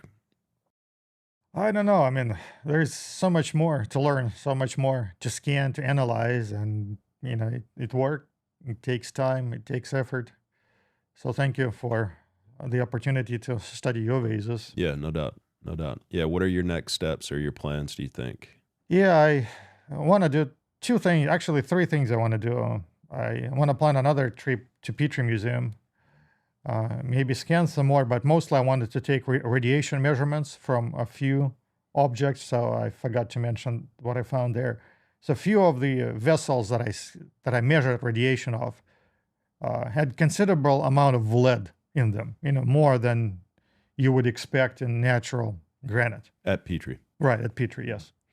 And the significance of lead is if you have any radioactive material, eventually it decays to lead and bismuth. Those are the two components that are stable.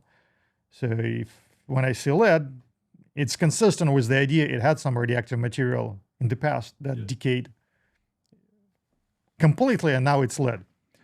And also, not just there was lead, there was enough radioactivity left to where that lead was still glowing. So what happens in nuclear science is when radioactive elements decay, they emit these gamma rays.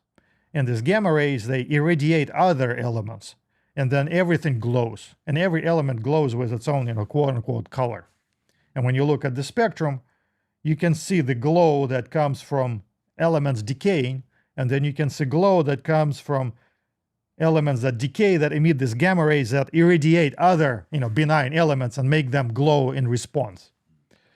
So I was able to see this induced, glow of lead, which tells me there is, something radioactive there still, but I didn't have, my detectors on me, so I couldn't, I couldn't capture high resolution enough to determine what it is. So I'm kind of eager to come back, with my portable germanium spectrometer, leave it in the museum, for the entire day, at those particular object of interest, collect high resolution spectrum, analyze it, and see what is it still that's decaying in it.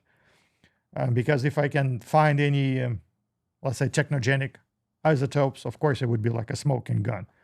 But it's possible, I will find unusual quantities of natural isotopes.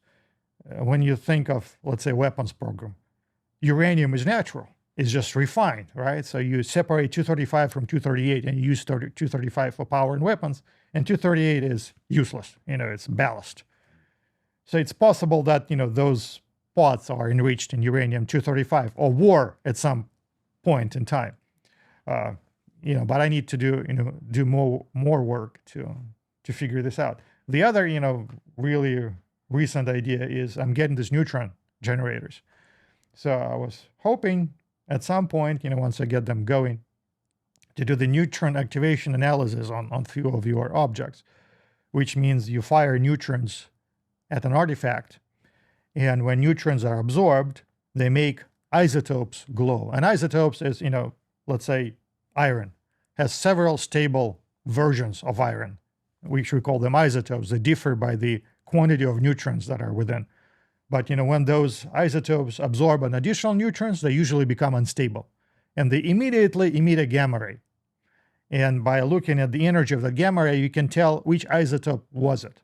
So neutron activation analysis is good because it will tell you, potentially, isotopic composition. And if these objects were, in fact, involved with nuclear technology, you can pretty much bank on isotopic ratios changing over time, because exposure, prolonged exposure to neutrons would do it. So I'm very excited about, trying that, because if I see anomalous, isotopic composition or isotopic shifts, that's pretty much, the smoking gun. So even though, by now everything is decayed and benign, still different isotopes, will tell the story. Another way of doing it is through ICP-MS, which is another way of isotopic composition analysis, but it's more complicated, and I don't have experience with it.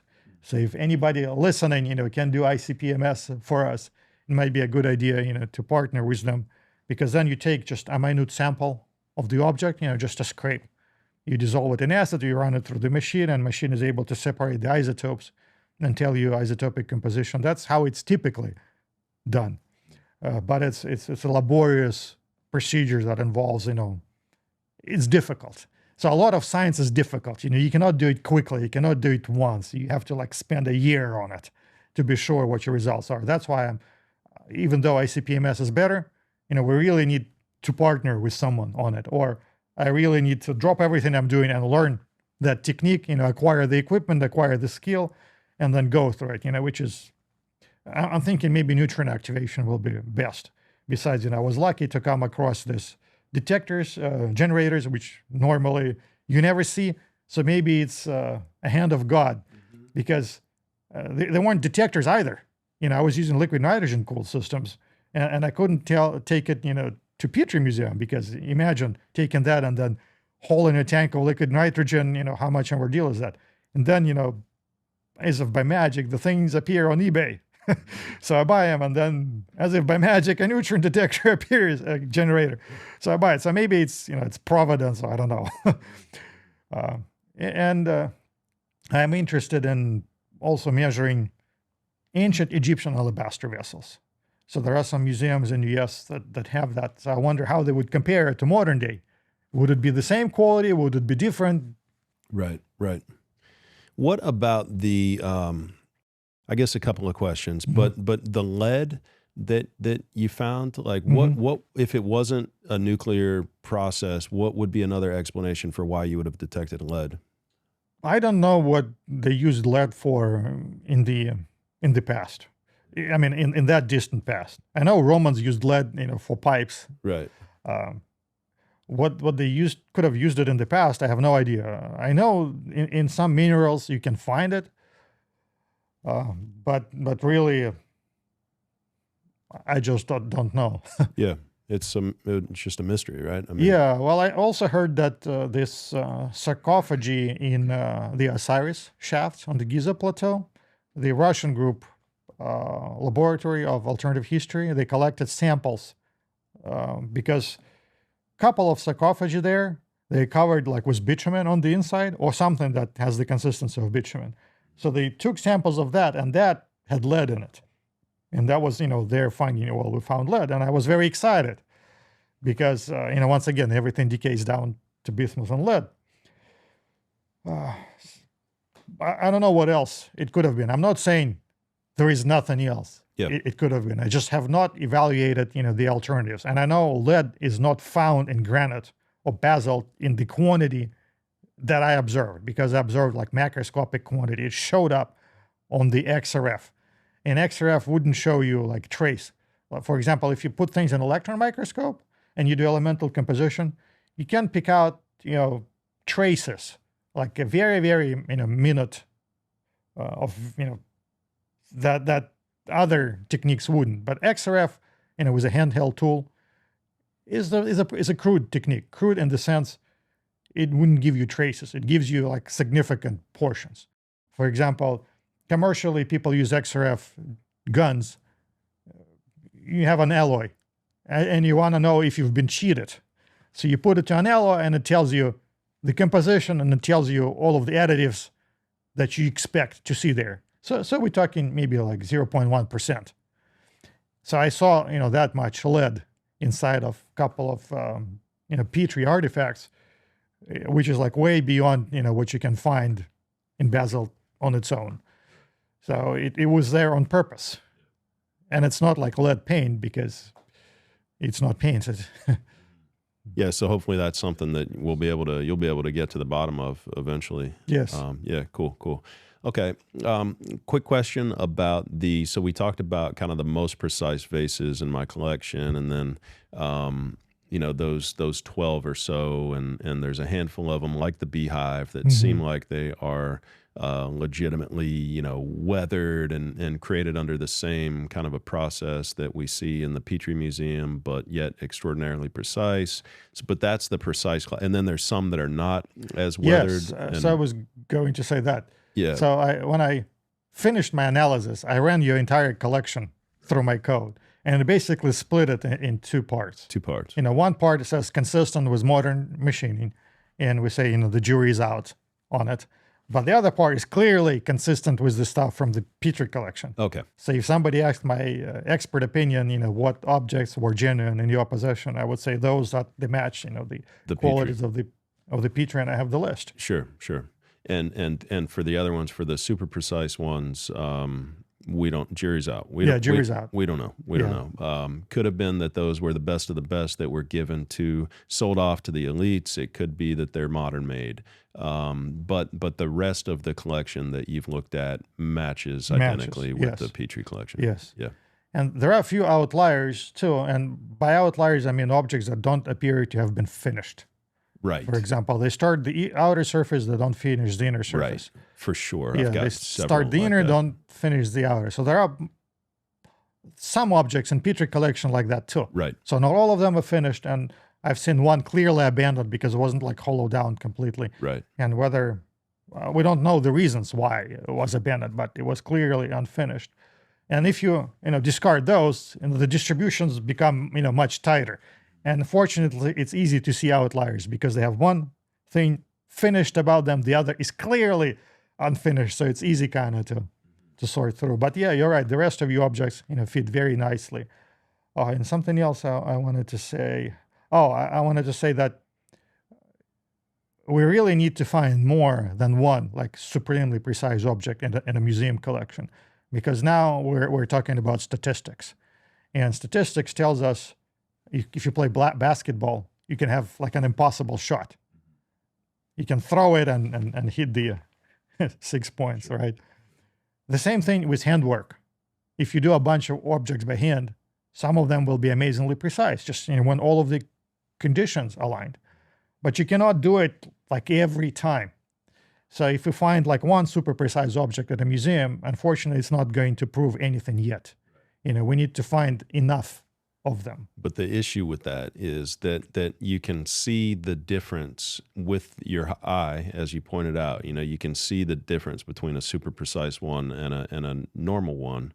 and the super precise ones would have gone to the art market. That's correct. That's Right. the selection Right. bias. Yes. Right. Yeah. So it's a challenge, man. This is why there might be It some is a unknowns for a period of time. I guess I asked the latter question about the remainder of my collection because I know that there's people out there that want to buy these and they want to have some sense of, are these legitimate or are they not legitimate? And to have the vast majority of the collection align with what we see in the Petrie Museum should give people some confidence. Yeah. But I would say that if you don't see any wear or any weather on them, and you look inside of them and you see sharp tool marks, like very like, and you can Right. feel You it, can and feel 'em, and yeah. you can see that they're almost like fresh cut tool marks, and it's the same tool marks that you see in the old ones, Yeah. but the old ones, they're just more worn. Right, They're just right. more weathered. So that would be something that if I'm looking at these and I'm buying these today, I'm probably more staying away from the ones with the really sharp lathe marks on the inside that also don't Fair. have any external wear. Fair. Yeah. Fair enough. Yeah. Yeah. So, okay. Well, very good. Yeah. I mean, that's a fantastic conversation about vases. I don't know that there's going to maybe even be a better one out there on the internet. So I appreciate your time and your expertise you. on this. It's been Thank you for having me. fantastic. Yeah, for sure. For sure. But I do have one more question for you, maybe that we can just close out on. You've got a lot of equipment at your house. Can you just run through really quickly what is all that equipment? Can you just name it? Sure. Well, I have 2 electron microscopes that are working, 2 that are not working. I have a dozen germanium detectors for high resolution spectroscopy. I have countless neutron detectors, countless gamma detectors, countless X-ray detectors, vacuum pumps, turbo vacuum pumps, high voltage supplies. I'm getting to neutron detectors, and I have a thermonuclear fusion reactor, experimental one that I'm working on, residual gas analyzers, particle size analyzers, high voltage power supplies capable of hundreds of thousands of volts, capacitors from nuclear accelerators that can deliver 30,000 amps of current. What else I have? All sorts of radioactive isotopes, but in permitted quantities. Sure. Yeah. And so you would think that all of that stuff might get you on some kind of a watch list or something, right? Yeah. So, in the interest in full disclosure, I am investigated by FBI, but I don't believe I am investigated specifically because of my activities, but I know I am because I received an email from Google that said that Google received a subpoena from a judge, and they complied with it by supplying all of my data to FBI, all of my Gmail, Google Drive, Chrome searches, everything Google had in their possession was transferred over to FBI, which I believe is a good thing because if I ever lose my files now, I know where to go for backup. Instead of diving into the FBI right now, we're going to dive into a little bit of the manufacturing process regarding the vases. And so I've done a little bit more thinking over the weekend and reflecting since the episode, and it just seems like you learn something new every time you think about these and contemplate how they could have been made. But I've created this chart that I think can help us understand the manufacturing process a little bit. And so I want to walk you through it, if that's good. Sounds good to me. All right, cool. So you start off with a rough block, basically, just a rough block of stone, just quarried. Maybe you use some pounding stones to chip off the edges. Maybe you take a string, an abrasive string, and grind off the 4 corners and create an octagon, and then, kind of pound it down or shape it into this rough cylinder shape. But they were turning. They were clearly turning these artifacts on a lathe. There are lathe tool marks on the inside of them. The reason why there's not lathe tool marks on the outside of them is because they were all polished off and polished out. And that accounts for the lack of concentricity on the outside and the lack of perfect circularity on the outside versus the inside, because we see on the inside perfect round circles when they're sliced horizontally. On the outside, we're not seeing that as much. And as I pointed out in the episode with Max, it's probably because when you've got a circle and then another circle slightly offset on the outside and another one slightly offset all the way down, and you polish that out, it's going to leave roundness that isn't completely round. It's going to be, it's going to leave just what we see on the artifacts that we scanned that Max scanned at the Petrie Museum. So I think that explains that, and clearly a lathe was used, and different types of lathes were undoubtedly used over time, some very precise and capable of very precise work, and some capable of much less precise work. So check, we got that, but we know that they were turning these, and that they were achieving accuracy down to 10 to 20 thousandths of an inch on the Petrie Museum artifacts. And so, that's on the outside. And then on the inside, you're seeing, 2 to 6 thousandths of an inch, and in just the rings. And just, so what Max was saying was that they are in line with modern machinery, what we could do in modern times. So clearly they were being turned. So it's like, okay, you start thinking about that, and then it hit me, maybe these mace heads were a byproduct of the manufacturing process. Maybe they were the feet. But then the more that you think about that, well, they've got a hole on the top of them. Maybe they were the top of the artifact as opposed to the bottom, And so when you think about some of the oldest artifacts are the basalt artifacts, and they have the feet on the bottom of them. I've got 2 in my collection. They both have feet. And then it's almost like at some point they learned or realized that, hey, I can make a whole new vase out of this. And I don't need if I just don't use this foot, then I've got something that looks like what's right there. On the top of that, I can just cut that off at the end of the process. Using this lathe, just saw, right through that point at which this foot meets the artifact itself. That accounts for the rounded bottoms that we see on both the artifacts and these conical shaped jars. And so that could explain that. But then it's like, okay, well, if maybe that was formerly a foot, what about these mace heads?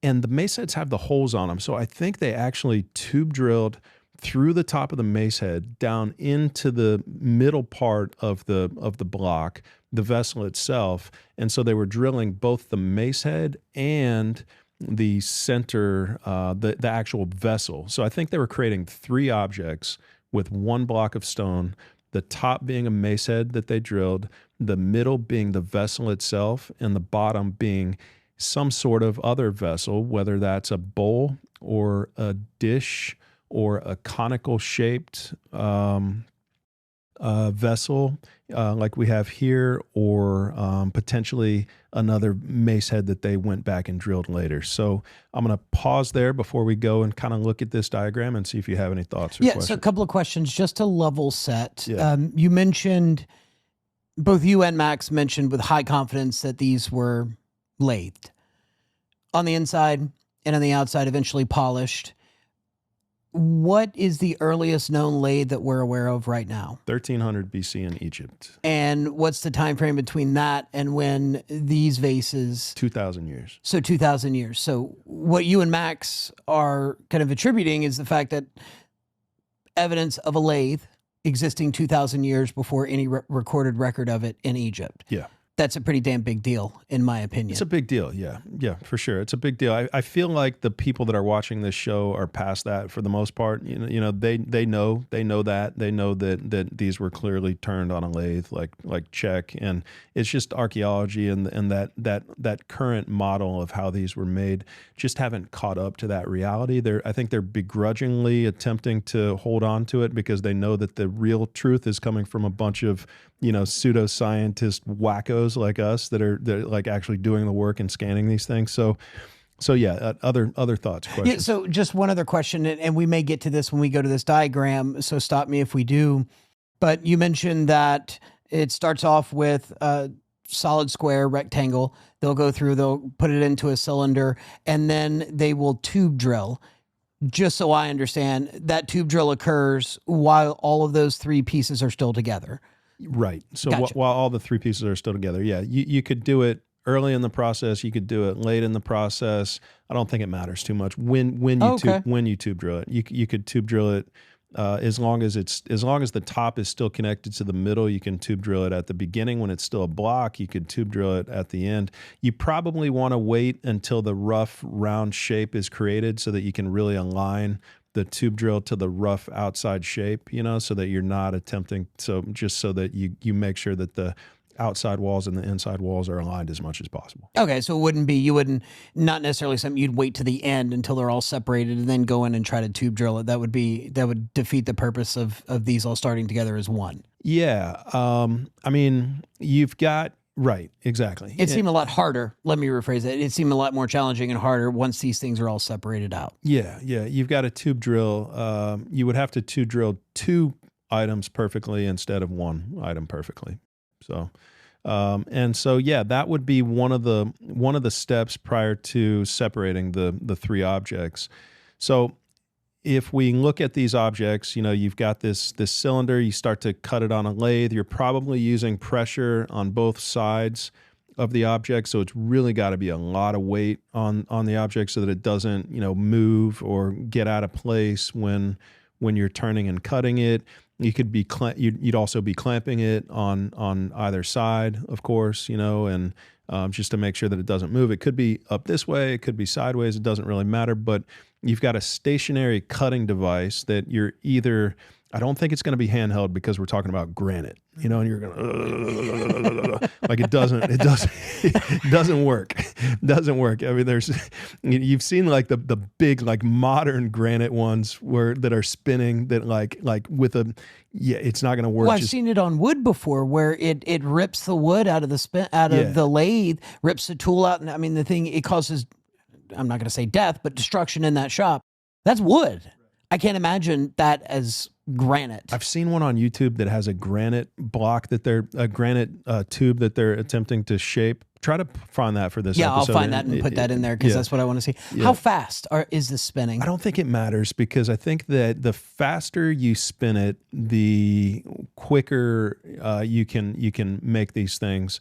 The slower you spin it, the longer it's going to take. So if it's spinning really fast, maybe you could make one in 2 weeks. If it's spinning really slow, maybe it would take you 2 years. But either way, you're going to be able to produce these things. So I'm assuming if they're producing objects like this, that they're spinning it relatively fast.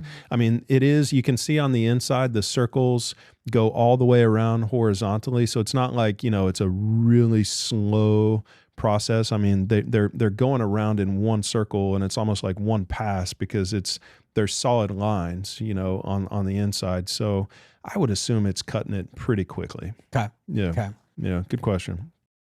So what starts to happen is you start to just narrow it down, both on the top and the bottom, and you can see kind of three vessels start to begin to be created. And then, you would have prior to this image right here, you would have this bull nose going all the way around where the handles are.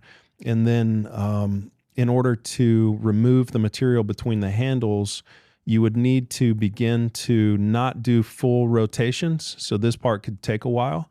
You're going back and forth, back and forth, back and forth. And that could be, hand powered where you're turning it by hand, foot powered, whatever it was. But that's probably how they got rid of the material between the handles. It's just, one half turn each way until the material was gone. And as long as you stay within where you're planning to have the handles appear, you can just keep going back and forth until it wears it down until a point that you want. Yeah, exactly. And you can go back and touch up the space around the handles, at a later time, just to make sure with whatever you want, with chisels or whatever you want. On the more precise ones, obviously they've got it really, really dialed in. However they did it, they've got it really dialed in. But then on the top, you start to see what looks like a mace head beginning to form that connects to the lip and the neck of the middle vessel, the middle object.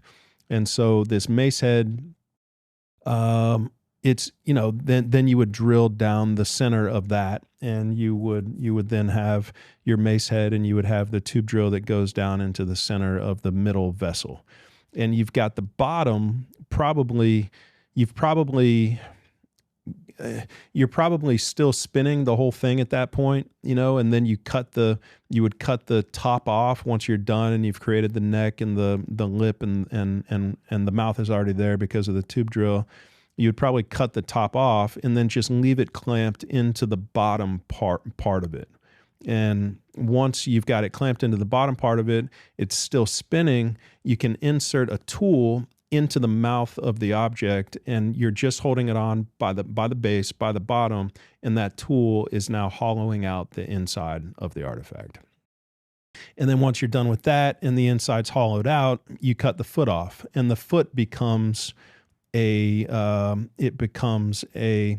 conical shape that you can turn into like one of these conical shaped vessels, or it can become a bowl, or it can become a plate, or it can become, some of these other kind of unique shapes that we see coming out of the pre-dynastic and early dynastic period. So depending on the shape of the block, you have options in terms of what the top looks like, what the middle looks like, and what the bottom looks like.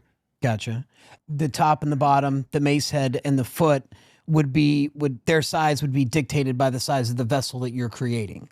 Yeah, in the middle. By the block, yeah. By the block in the middle. Block, yeah.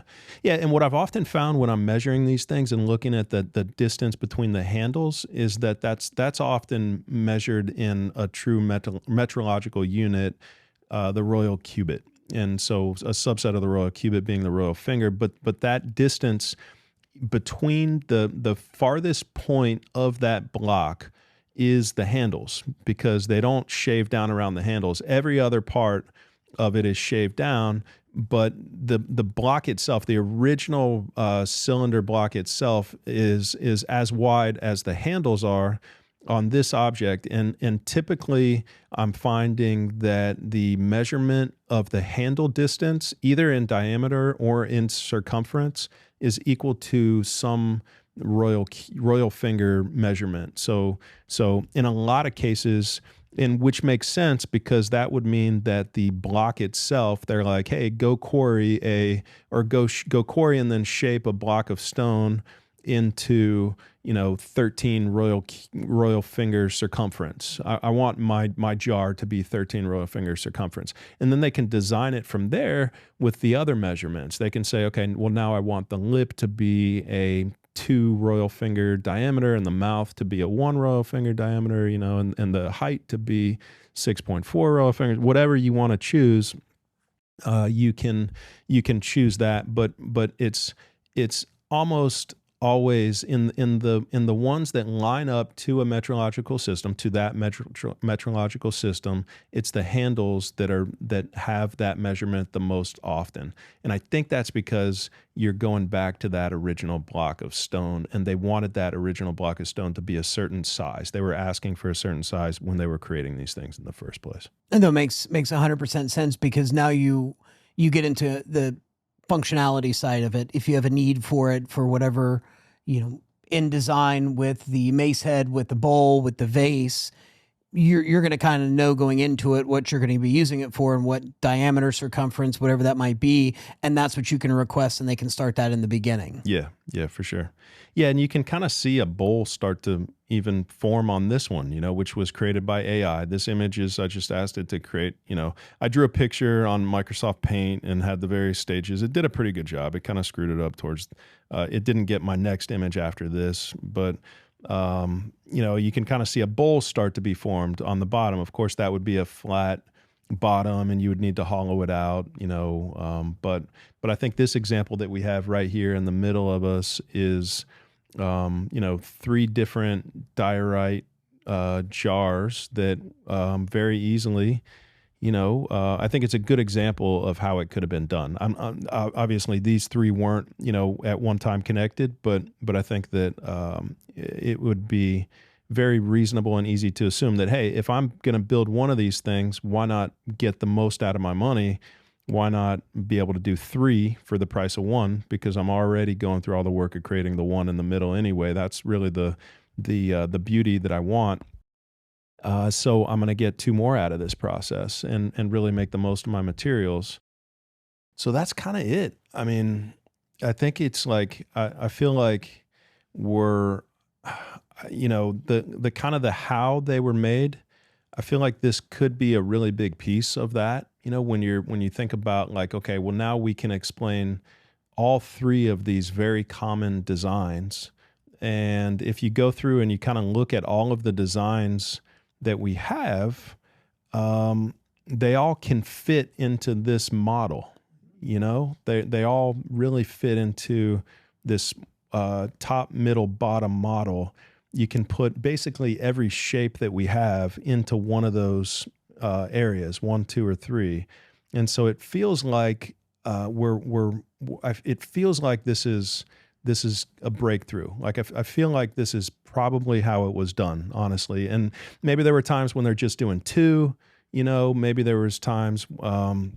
But I feel like that this could really help explain the manufacturing process in a way that we haven't really thought about before. We've always thought about these being manufactured as individual artifacts, but I think if we start to think of them as being manufactured together or with 3 distinct artifacts coming from one cylinder block or one rectangular block, then it makes a lot more sense. And again, you can fit all of those common shapes into either the top, the middle, or the bottom, and it explains where the mace heads are coming from, and it explains why the bottoms are all rounded on them, because the tools themselves aren't perfectly flat. It's not like you're putting a razor blade in there. It's a rock, and the as you put that point of the rock in, the top of the rock is going to start to cut the bottom side of the edge of the outside of the vessel itself, and so that's going to make it that kind of rounded off shape. It's almost like this. Right, and that's what makes it spin. When we try to spin all of these, the ones that have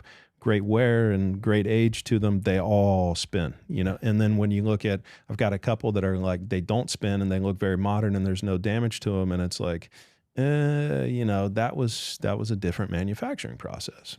So seems like there's something here. And I just wanted to kind of, talk to you and just get it out there for people in a quick, succinct way so that people can digest it and think about it and reply in the comments and maybe even potentially take it forward or test it, and because this is theoretical physics, not experimental physics, right? It's not physics at all, but you know what I mean. It's theoretical.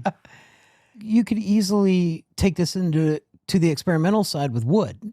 Yes. Just from a conceptual standpoint. Yes. We see it when they make table legs, but you could easily go through this and create it. And what I like about this theory and why I think it's more plausible than some of the others that we've heard, it's simple. Yeah. It's not complicated. It's not aliens or, nuclear material or anything like that. It's simple. Yeah. And that's not to say that civilization that created these is simple, but when you're mass producing these, simplicity is always going to be the driver. And they found a way to take one square block and turn it into 3 separate artifacts vessels to be used to be distributed out. And again, I think it's the best theory that we've come across so far. I mean, everybody will let us know and hopefully test it out if there's somebody out there that can do that. But by and large, the simplest and most effective theory in the creation of these things. Right. So I was pretty excited about the mace head thing when that clicked, as it potentially being the foot, and maybe they were the foot and they just drilled it afterwards. But then it's like, well, you got the hole on the top, so maybe it's the top. Maybe it was connected to the top, and so. It's like you said, it is simple. All it requires is a lathe, which, supposedly wasn't used for these, but clearly was used for these. There's the tool marks on the inside that prove that a lathe was used. So that's really all it requires, is something that is precise enough to cut these in a way that aligns with their level of precision. And I think that the ancients easily could have done that. Now, the ones that are super, super precise, I've got 12 of those out of 85 or 88 or so, so it is the minority as a percentage of the ones that I have anyway. And I guess when you're looking at the Petrie Museum, they didn't have any that were quite that precise. They were in between kind of the that level of precision and a handmade or level of precision. They were more in line with modern machinery that you could buy off of Amazon or eBay. They weren't in line with precision machinery. So those are still a mystery. How were those made? The interesting part about those is that you see the exact same manufacturing process as you do with the rest of them. So it's almost like, yeah, they were made with a lathe, of course, but it was just a much, much better lathe. Was that done in modern times? Was it done in ancient times? I mean, that's the question. There's several that I have that are extraordinarily precise that show just as much age and wear as all of the ones in the Petrie Museum. And you can see that and you can feel that on the interior. You can see it with the damage. You can see it. You can just tell when something is aged and weathered versus something that was made 30 or 40 years ago, or even, 2 years ago or whatever. So, but the manufacturing process is the same from the standpoint that on the interior of all the ones at the Petrie Museum, you've got these horizontal tool marks, these horizontal circles that are perfectly round, and the outside is totally polished, and, the bottoms are rounded. And so it's clearly was made the same way. So I think that argues for just an increased, maybe it even came first. The better produced artifacts could be the older ones, and then over time they sort of lost it. Maybe they were trying to manufacture them quicker or whatever. But there's different levels. There's different precision levels of the lathes that were used to make the objects, whether it's super precise or 10 to 20 hundredths of an inch, thousandths of an inch. It's still really freaking precise. 10 to 20 thousandths of an inch. I get it. It's not 4 or 5, but it's still really freaking precise. Do you think it's a situation of quantity versus quality? Could be. As you start off, or knockoffs like you see in a lot of handbags and things like that, to where it starts off extremely precise, extremely nice in the very beginning, but as people want more, your standards do fall a little bit in things like that. So as they got to be mass produced, I mean, the best of the best could have just gone to the royalty and the pharaohs and the nobles and the elites and whatnot, and been gifted to them. And we know that they've been found in those tombs. So, and we know that the best of the best went to the elites after they were excavated. In the early part of the 20th century, the 1920s. They went to Russia and China and America. They were sold off to wealthy investors without provenance, without a dig site, and they made their way to the art market. They were sold by the archaeologists, by the people that were practicing partage. So, yeah, that's it, I think. Let's let the audience decide. I want to hear it in the comments. What do you think about this 3-tiered approach to these things? Does it make sense? As I'm going through my collection and looking at them, and then I go onto this Arnold Meyer website, which I want to link for people to go take a look at. You can literally place every single design that exists of these hard stone vessels into a top, bottom, or middle and be like, oh yeah, that makes sense.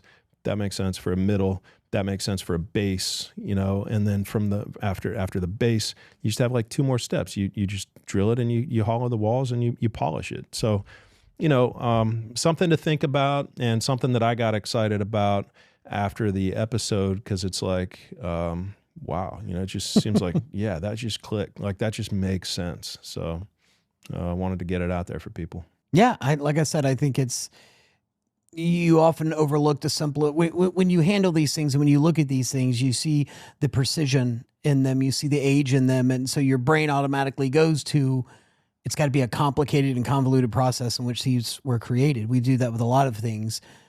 But I go back to my earlier statement. I think a simple process can be used to make these. And that's what, you and Max's conversation demonstrated, and, your kind of thoughts over the weekend, that, yeah, it can be a simple process and still be precise and still create, these vessels that we see here today with that that lathe. Right. Yep.